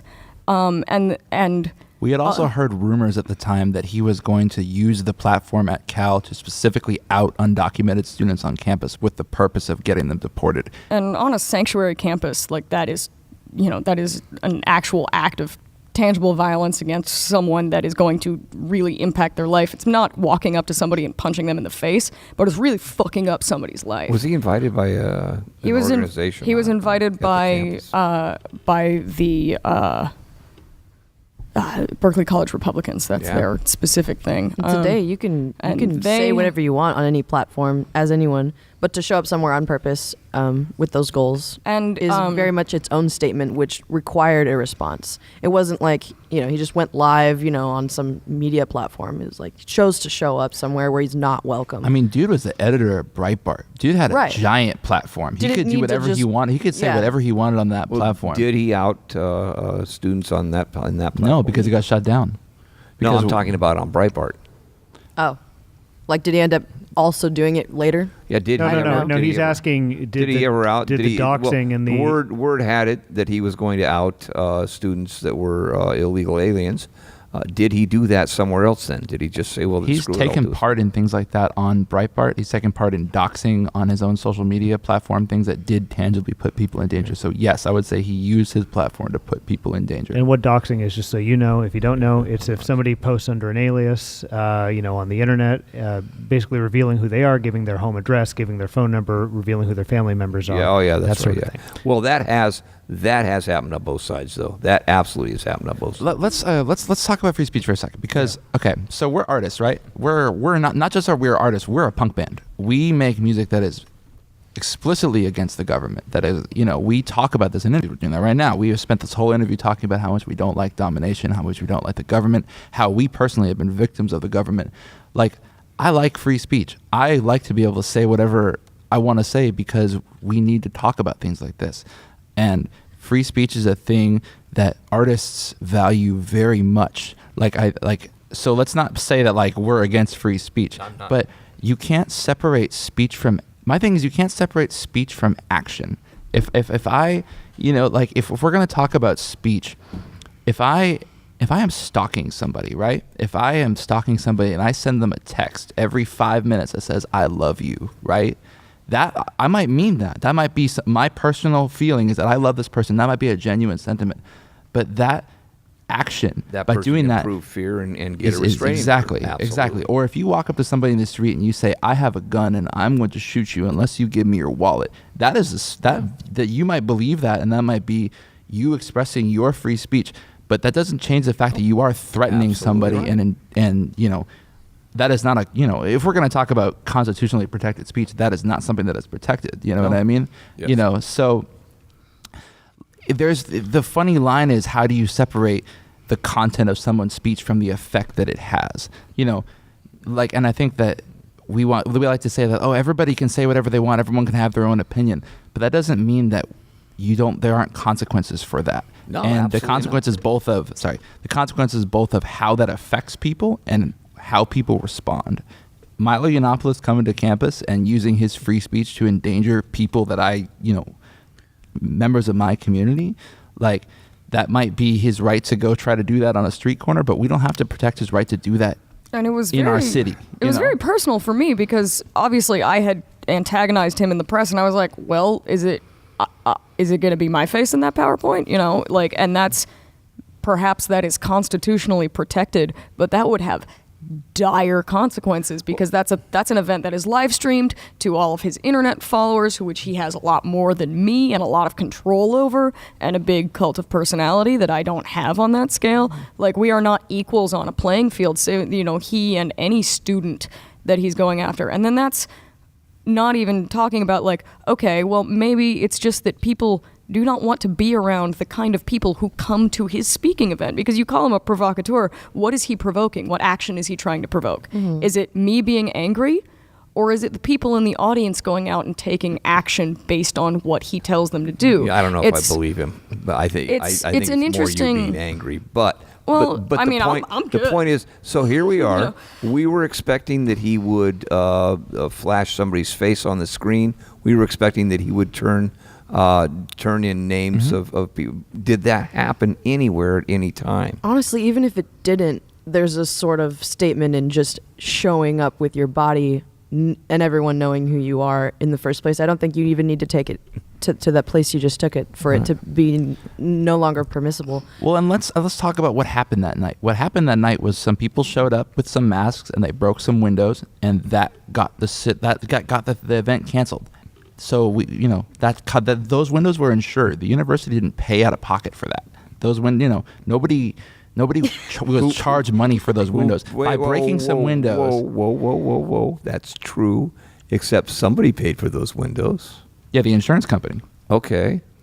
So what I'm saying is that you understand how that affects the economy, right? You understand how that affects the cost of insurance.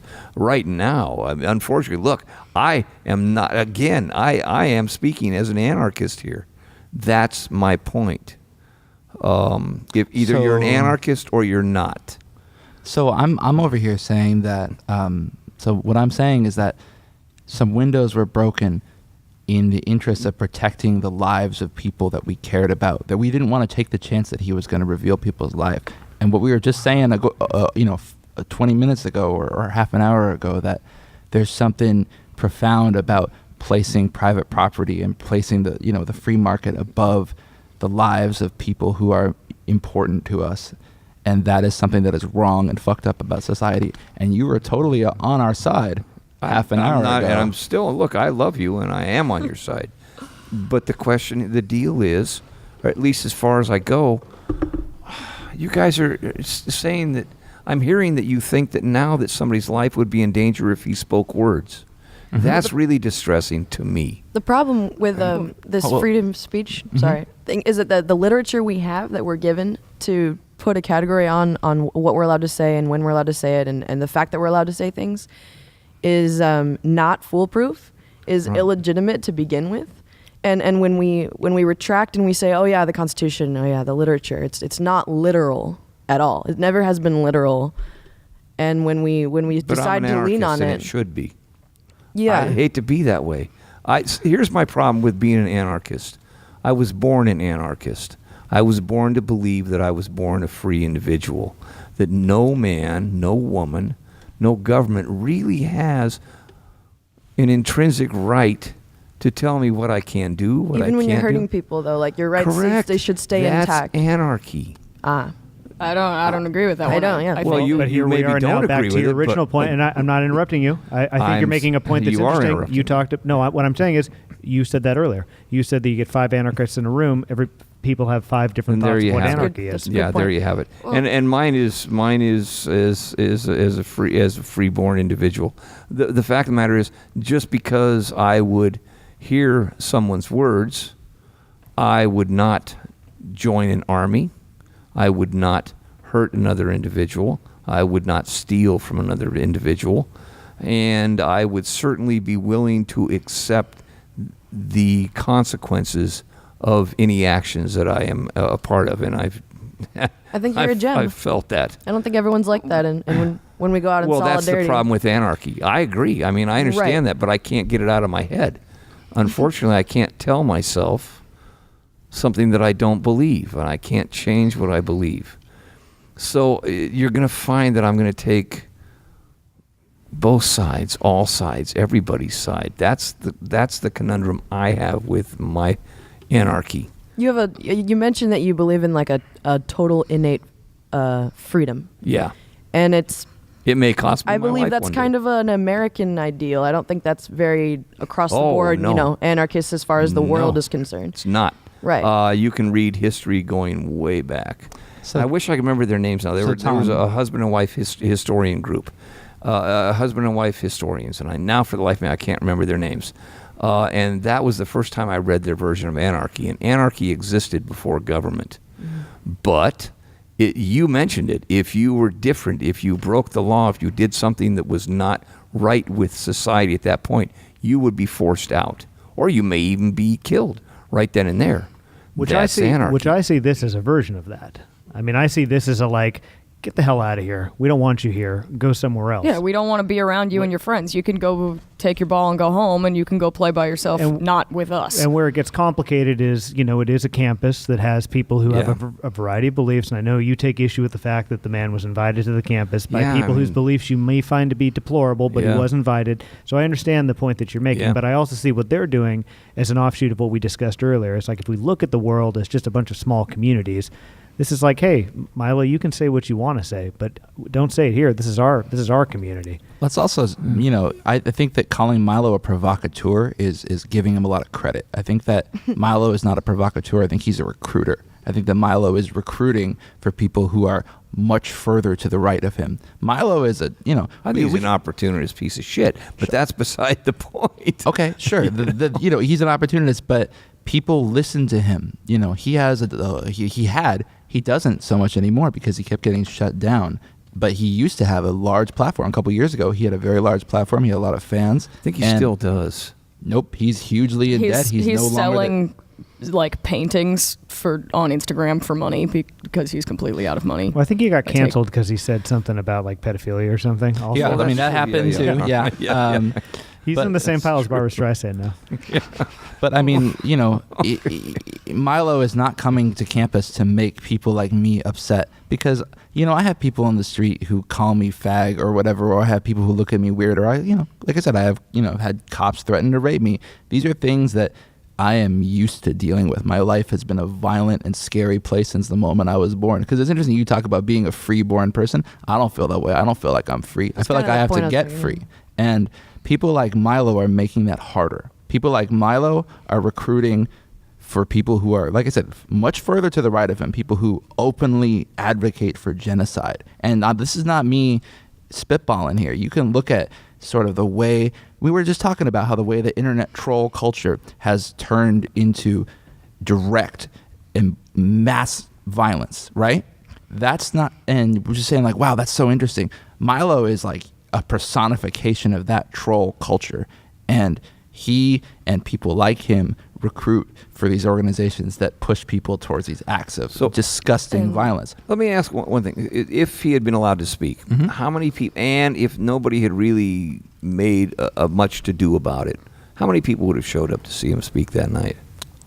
Almost certainly the same amount. We saw him come back when he had huge police escorts and massive orange barricades and Yeah, but it had become a cause celebre at that point. Absolutely, but the situation that existed on campus was since the previous year the Berkeley College Republicans were infiltrated and being used as a recruiting arm by local white supremacist pieces of shit, also recently renamed and disbanded Identity Europa. These are people who openly advocate for ethnic cleansing. I have. Let's not put a There was, Yeah. there was a guy running for governor in this state that advocated that. And like I have From my hometown. I have shared a New York Times page unwillingly. I was lied to sort of about the situation that this article was going to be in with the head of Identity Europa. Like this is also very, very like close things. That interviews with both of us were run as these both sides. Me and then this big Nazi piece of shit were the both sides. Interesting editorial decision that I was lied to about sort of before it ended up running in print, but that was sort of the position, like the situation is like, yeah, okay, he wasn't in fact like invited by this campus group. That's true. Other people who I don't agree with have been invited by campus groups. Like, you know, Louis Farrakhan was invited by somebody at some point. Like all kinds of, like, you know, heads of state get invited. I'm an anarchist. I don't necessarily find myself outside every single talk that every single senator gives. Right, like Ann Coulter was here, and we were kind of like, who gives a shit about Ann I don't Coulter? care. Like she's a piece of... She got shut out as well, I think. I think No, she ended not up really. I don't canceling think because she of like canceled. bad planning and because she was riding the fame wave and it didn't work, which, you know, I think also shows that it doesn't always give people bigger platforms because sometimes mostly actually people don't just care and aren't just here to get mad. Ann Coulter says disgusting things. I don't stay up all night thinking about Ann Coulter. I don't care. Like I have But bigger there's a things to care certain about. brand of guys like Milo who are recruiting for groups that do wage violence against people who look like me, people who do the things that I do, people who are trans, people or people of color, people who are very close friends of mine, communities that are, you know, that are vitally important to my life and, you know, and to also to everybody in this room's life. And if you say otherwise, then I don't believe you. You know what I mean? Like the kind of like the way that we value the people around us can't be overstated, and not everybody around us is afforded the same freedoms that you are as a white man in this country. Yeah, I agree. And so people aren't always there to care when those people are murdered or when those people are killed. There was just like 15 attacks in Portland, that white supremacists waged on LGBT people. And, the cops didn't really do shit about it. Who did shit about it? People who were giving people rides around town to keep them safe from Nazis. Like, this is... That's actually going on more and more in Portland right now. A friend of mine just came back from tour, and that was occurring at the club that his band was playing in. And they were offering rides to make sure that everybody was making it home safe, because there is a movement on the streets that is making it dangerous again.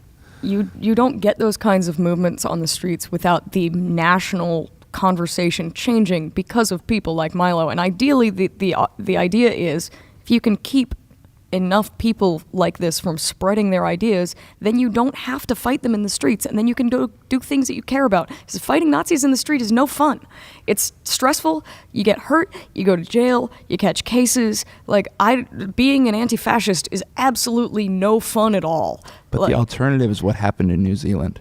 And that, that guy who killed all those people at the mosque in New Zealand, his manifesto echoes a lot of those same things that Milo believes.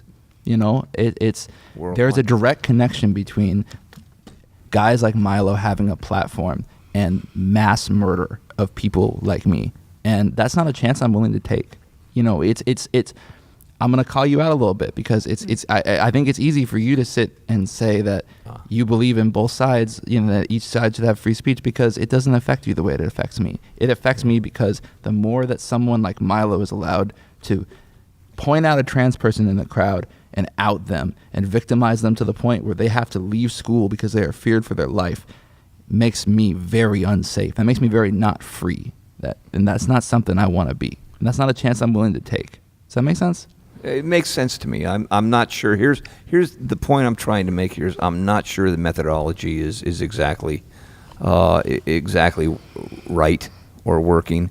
I would argue with you on that. I think it is working. I know. I get that. And this is how revolutions start, and this is how governments change, and not necessarily for the better. Again, I'd have to call you out and say I don't think you're an anarchist particularly, because you're aiming towards a very left society, and I get it. I love. I think it's much more anarchist to not uphold human rights in the face of upholding someone's human rights. Being an anarchist doesn't mean I let people dehumanize me. Yeah. And saying that you want to preserve someone's human rights so that they can take freedom and human rights away from other people is very cyclical and doesn't get anything done. I have an anti-fascist logo tattooed on my body. I take this very seriously. This is a big part of my life, but I didn't flip the table, call you a Nazi, put your home address on the internet right now. Like, we're not having like an angry conversation. We're having a disagreement. But like, I'm obviously like a rational person who can sit down and talk through this with somebody who doesn't agree with me without flipping out in the way of that kind of stereotype. And that isn't to say that like people who get mad during this conversation are also not valid, because this is, this is literally people's lives. People die because of this kind of conversation. Are you still writing? Are you still doing your column? No, I only had it for one semester. You should still got it though. Are you out in the ether? Are you writing a column? Are you writing regularly? Not currently. I was working. You have a platform. I do not. I do not currently have a platform other than my Twitter and my band. You were featured on. Was it the New York Times? I was interviewed for as one of the blasted on Breitbart. Yeah, dude, you're being handed this. You're being. I didn't want it because I knew it would put me in danger. It would put me in danger. It would put my family in danger. All the people I love in danger. And it would also. I was 20 when this happened. I didn't want to be on television. I didn't want to be debating Tucker Carlson. Fuck that. Like, that was just gonna throw my life way the fuck out there and and give me an outsized sense of grandeur, which I don't want. And I like having a band, and I like, sitting around a table talking about what I believe, or writing a zine every so often, or getting a chance to work on a screenplay. But I don't want to be somebody's mouthpiece. Like, I don't want to stand out like somewhere and tell people what anarchy is. And there's so many like leftist academics who will go do that, and I think it's frequently a waste of time. They just go walk into enemy territory, make a fool of themselves, and make their families' lives harder. Oh, make difference though. There's smarter Sometimes, ways. Yeah. like I'd rather have my band and try to get as many people to hear it as possible. But no, I didn't think that engaging with mainstream or adversarial press was going to help me or anybody else at all. And it was probably just going to get me caught saying something stupid, or get me caught, putting myself out there in a way that would put me in serious physical danger, or just give me a big ego that would be hard to shake, and I'd end up with a bunch of internet friends and no coping skills. Yet here is Bella willing to put Bella in serious danger. I'm willing to put myself in serious danger? Absolutely, you did. Well, you were at an event where friends of yours were being stabbed. Well, and I've also been out. That was you placing yourself in serious danger for what you believe, which is a beautiful thing. I've also been out in the streets on occasions, and I've talked about this in the press before, at the police, if they are listening, which they are probably not. A good point would be that there's plenty of people who this wouldn't come down on in a bad way, who have the understanding and the necessary voice to say these things or do these things. And there's not a lot of reasons why the people who are already targeted should necessarily be made to choose to take on that much responsibility. And there's also ways to go put yourself on the line that are not just poking the press with a stick. I've been out in the streets in very, dangerous situations. I've been tear gassed. I've marched in all kinds of situations. I just want to clarify too. I think his point was that he finds you to be exceptionally thoughtful. And that, well, thank you. I believe that was what your intent was in making that statement. That my God, like, you, without even trying to, entered the national conversation, and the arguments you've made here, tonight, I think have been very solid. I don't see these two different. Somehow sides. You've already placed yourself in that danger. So you've been outed. You've been doxxed. You're already in it. That's one of my favorite lines in The Guns of Navarone. Well, you're in it now. Well, see, here's Bella doesn't feel comfortable with that, I don't think. But Bella, you're the one that is willing to go out into the streets and do the battle in the streets already. Is that part of your life over, or are you still willing to do that? I mean, I'm willing to. So you're asking me, am I willing to go fight for what I believe in?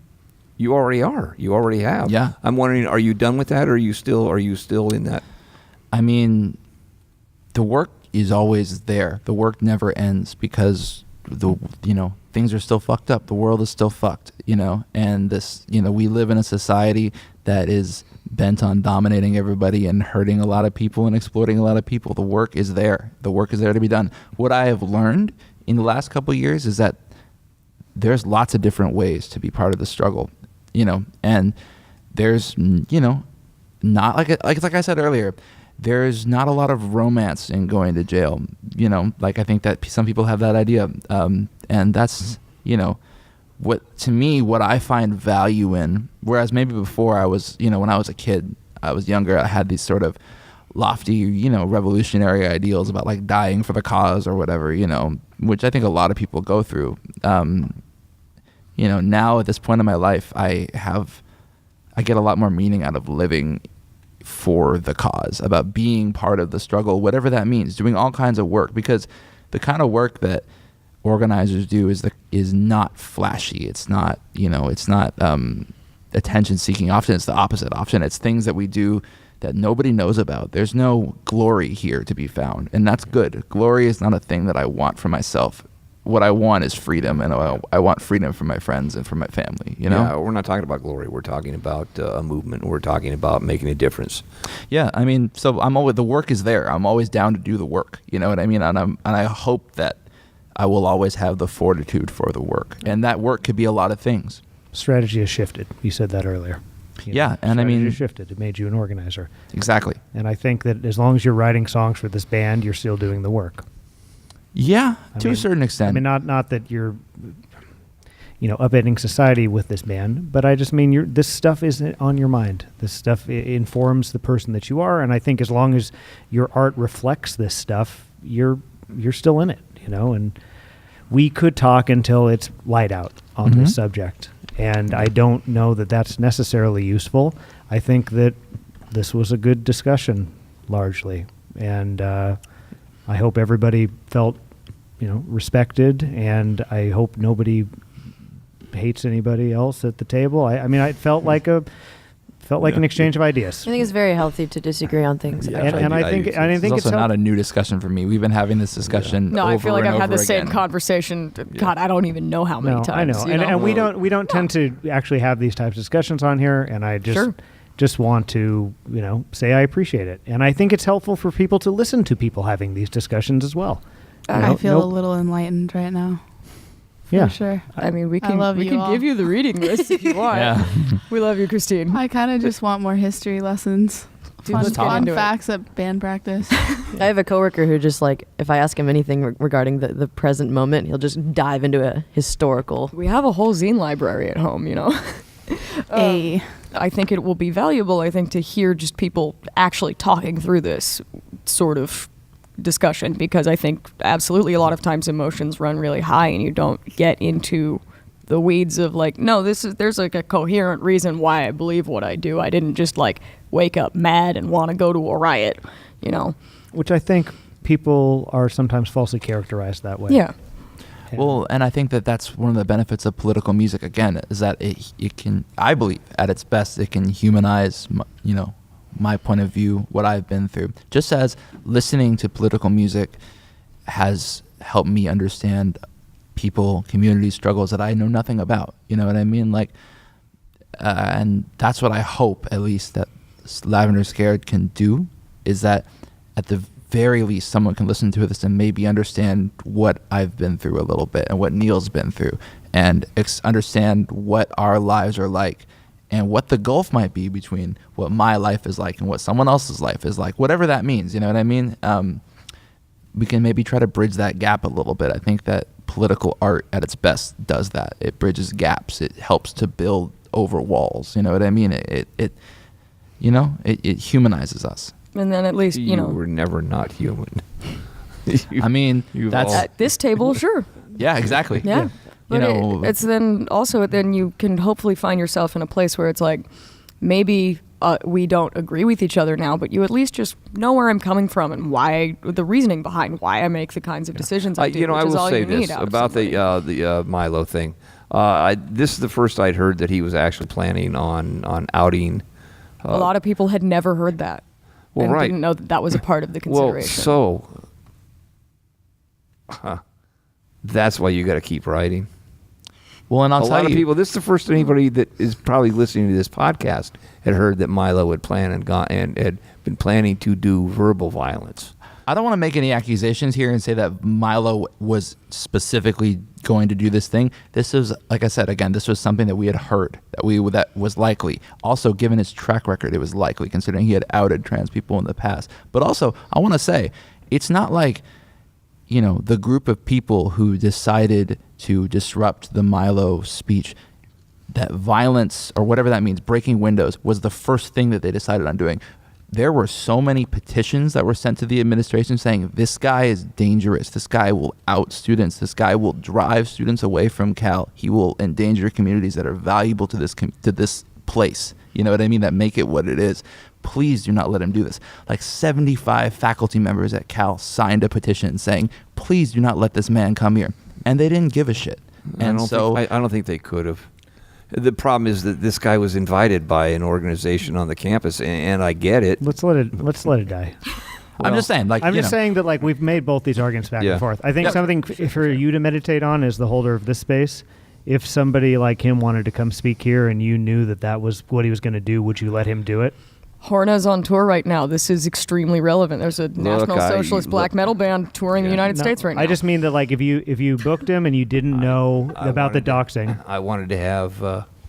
I would have. You asked me would I die on that hill? I can't remember the name of the band from Norway. Yeah, And, this may actually be a good way to end your argument on this. I 'Cause would've this is died a on real that this hill. is a real life rubber hit the road thing. There was I would've there was a died on that hill, band yeah. that was going to play here that Antifa ended up getting the tour Yeah, canceled for. that's true. Yeah, I Well, forgot what it was that band Anti- called? I can't even think. Is it remember what their- Marduk? No, but they were. Mentors? There's a lot of them. Oh, not the Mentors. Oh God. Yeah, no. It's a really, really bad name. I've not heard of I know, it. right? The Mentors. I wish I could remember it, but anyway, it was a Yeah. band that I think at some point he had They were- ironically like done the Hitler sign or something in Germany. In Germany. Ironically. Yeah, well, No, that is where these he conversations will go endlessly in It circles. was an anarchist band. They were an anarchist band, and they were a dark metal band, and they were from Norway. So they played a gig in Germany, and he drew a swastika on his chest, and they threw him off the stage and threw him out of the country. He's since played back in Germany. He said, "Look, here's the deal. I hate Nazis. I didn't say I like them. I was in Germany, and I felt it was important for me to rub Germany's shame in their history." But here's the thing. And I hate, but I hate Jews. I hate Catholics. I hate fascists. I hate Satanists. This guy hates everybody. That's what his message is, a message of hate. That's so boring. Well, okay. Well, but Correct. And so where this is interesting is that it was booked to play here. All this information This came was before out. we knew any of this. All this information came out. It wasn't They're a even metal our band. show. It was a promoter bringing it in. No, look, I listened to this band's tunes. But what I'm saying is that There's before more to before it the than tour that. got canceled, promoters were choosing, or rather buildings were choosing to cancel the shows. And you and I had an argument. Yeah. And I said, in this day and age, it doesn't matter. It doesn't matter if what he said was in good faith or it wasn't. It doesn't matter about your principles or whatever. It's like, is this the hill you want to die on? Do you want to get I in the have newspaper? I know, No, but this was an argument that we had, and you got spared that decision because the tour was ultimately canceled. Musically, Interesting. the son of a bitch is a genius. Holy shit, the stuff was so cool. Look, it was so dark. It was exactly what he was trying to do, and he did it so well. One of his most beautiful tunes translates to what a beautiful moment it was when his girlfriend came home and found him hanging in the closet. But on the other hand, I think people are saying enough's enough. It was so well done. But I think people are saying enough's enough with the nuance of hate. I think people are saying enough's enough with, like, well, he did the thing, But like, was it ironic? Was it not ironic? And I think that there's a larger number of people who are now saying it's like, no, if there's a question mark about this person standing for hate, the answer is no. If your art isn't translating, Yeah. correctly, that's Right, you're there's not something free from the consequences of your actions. No, Right. but that's fine, and I would have died on that hill. Yeah. And that's a decision, and that I don't think that makes you a bad person. And I think that somebody know it doesn't make me a bad could person. falsely characterize your position and say that implies things about Well, your heart and your first soul, off- just the way that Yes. you all have felt like you have been falsely characterized. So. But it's not the same thing. But people No, will look at what you believe, and they will make assumptions about you. So why we have a lot of people who come on the show who will not touch politics. You both know that, Yep. because this is dangerous. This is dangerous stuff. dangerous stuff. This is and your argument all night has been not only is it dangerous about your reputation, it can be dangerous for your life. You know what? But it's dangerous. These are dangerous. I knew that from the political moment I discussions. saw my friends on the ground stabbed by a bunch of Nazis and the cops protecting the Nazis. You know what I mean? That's not something that we got to debate over. Like, that's a fact. Like, I was saying to all of you beforehand, I was thrilled to have you on because these sort of like deep This is an in the important weeds conversations are interesting, and not everybody is willing is. to have them. So this is an episode I've been looking forward to a lot, and I appreciate it. And Neil, I would like to see you writing. Well, I am unemployed, so I'm sure you will. Yeah. So that's, I mean, You could capitalize. oh, on I that. appreciate you for moderating this the way you have, and for being willing to give space to this conversation and give space to, because I agree with you that is important for people. And I think what Neil said, that is important for people to like hear this just get talked out. I think that's not a thing that happens. So yeah. This is, being in a punk band is kind of about being uncomfortable and about making people uncomfortable and about talking about uncomfortable things. That's what we do. So that's what we're here to do. What I think was cool about this episode was the first 60 to 70% was very much the in theory, and then the last 30% was very much the in practice. Yeah. And the in theory was a lot easier than the in practice, but I think both have to be on the table when we're talking about society and stuff, So thank you. I mean, everybody, and Tom included, seriously. Oh, thanks. Because it would have been easier for you just to sit in silence. Yeah. You know that. It would have been, But It would have been, and that's what I'd come to do. I think I've always thought, and this is not this is politically speaking, I think is heating up too much for this country right now, and I think what happened with anybody that wants to come to speak their piece, and that's my problem. I love the left because that's what I've been accused of being all my life. Can I wrap up the episode, please? Wrap up the episode. Please, dear God, can I just wrap up the episode? I think just anytime let me you wrap shut up the episode. My God, these poor people. Anyway, Lavender Scared. They're a great Thank you band. for everything. This was a great episode. Yeah. And, Happy to be here. and I appreciate it. And I'm looking forward to showing it to people. And I'm thrilled that in just a moment, people get to listen to the music, because the music is infused with all this stuff that we've talked about tonight. So, I mean, thanks for the generosity of conversation, and thanks for driving all this way, and thanks for staying up so late with us. Thank you so much for having us. Yeah, Absolutely. we're real happy to be here. Thank you so much. All right. And everybody else, stick around, because you just listened to 6 hours of us talking. And now you get to listen to 15 minutes of music. Thanks again, everyone.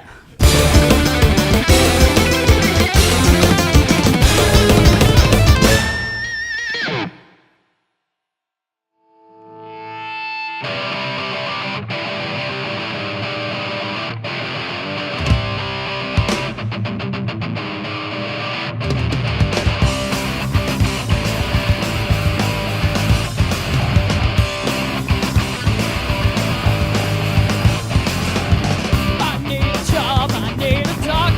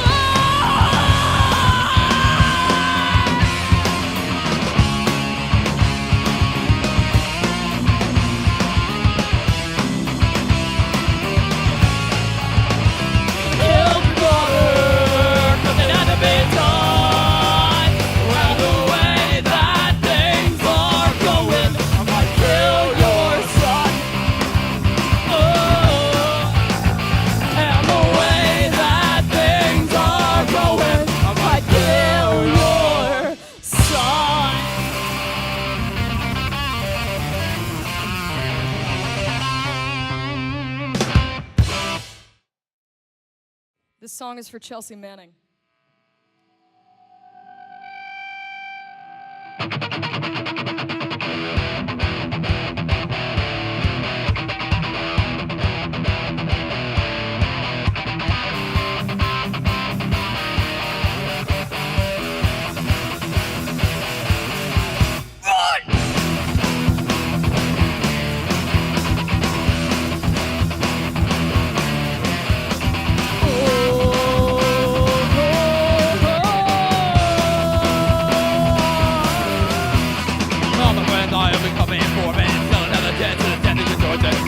Door with a gang of voices. Everything's moving in the father with no drugs. I never did a war with anything what they asked for, and never stopped running us down Until we're dead.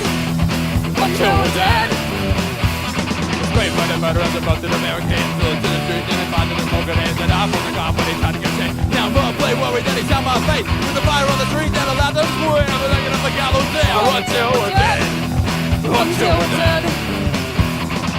Next time you go, will we be from jail? Next time you go, will they down my phone? Out on the street, I can feel them watching. Those eyes will hurt you.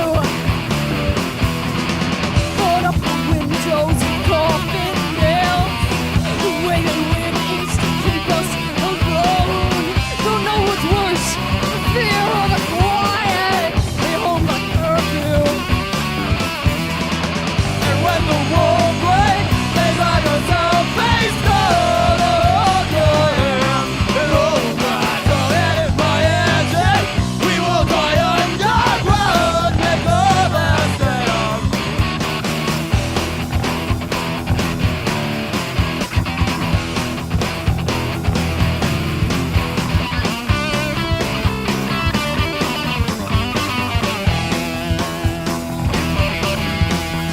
If I go then the never grand jury indictment, I'll be thinking about you in solitary confinement. But if I never make it past the door to this one car, you know what, give the away the favor the can blow when you get disappeared. Till I give you a chance, the Avenger don't shit ever laugh until you're dead. Until you're dead. Yeah. Shine up the fire shoes. Nothing but toes to the falling night. Like this walls, the city's burning. Nothing's on red. But baby, what do we have left to lose? Yeah, you look beautiful by firelight. Make them live, you won't stop running until we're dead. When the walls break, they drag us out face down. Oh, yeah. Oh, my God, and if my engine, we will die underground. Make the last stand. Woo!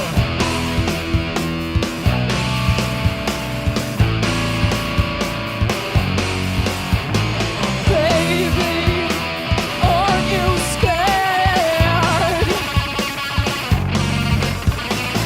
Baby, aren't you scared? Baby, aren't you scared? Baby, I don't care, oh baby. Aren't you scared, baby? But I don't care, oh baby. Aren't you scared, baby? But I don't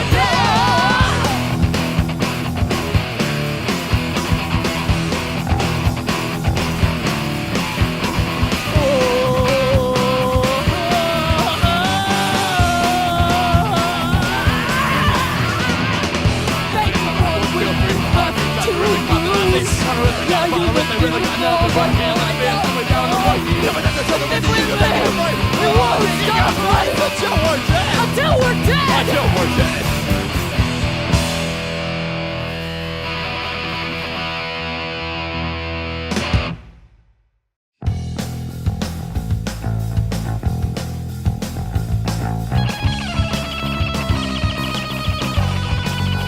One, two, three, four. No one's causing every tale. Nobody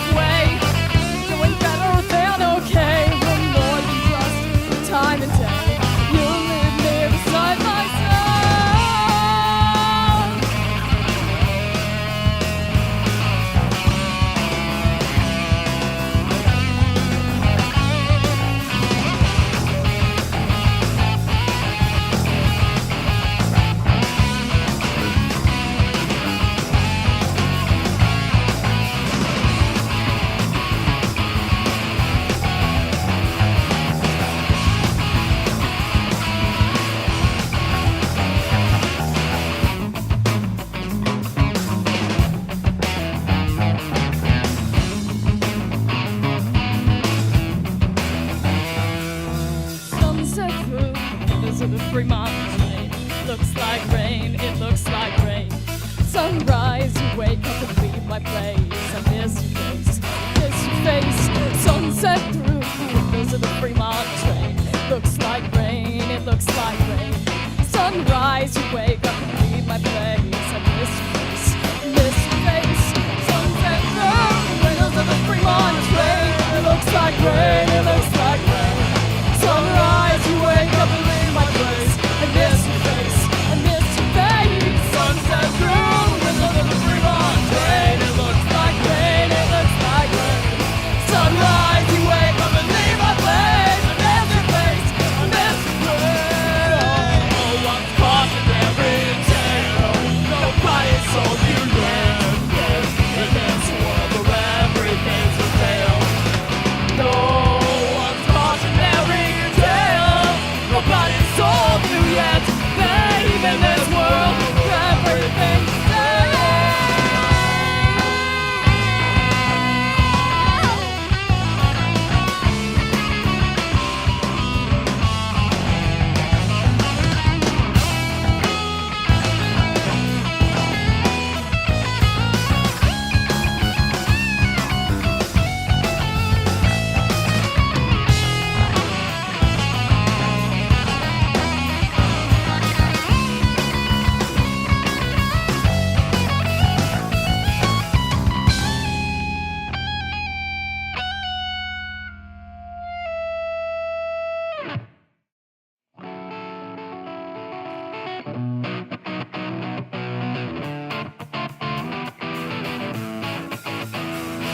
On your statistics test, go on home and get some rest. Peel the lycra off the grass, shiver, sweat, and cry. Roll your flesh back to the bone, steady like a rolling stone. Thought an avalanche alone, forget to die. Let me see your scars, let me see where you got work done. Let me see your heart. No, I mean real one. Not your lips, not your bones. You are not your shame. Know your place, I know your face, I know your name. You got damage, I got more. I've got nothing at my core. We fuck better on the floor, you say you're mine. I quit talking to my shrink. Have another fucking drink. We can't all be fucking twinks, but I guess I'll try. Let me see your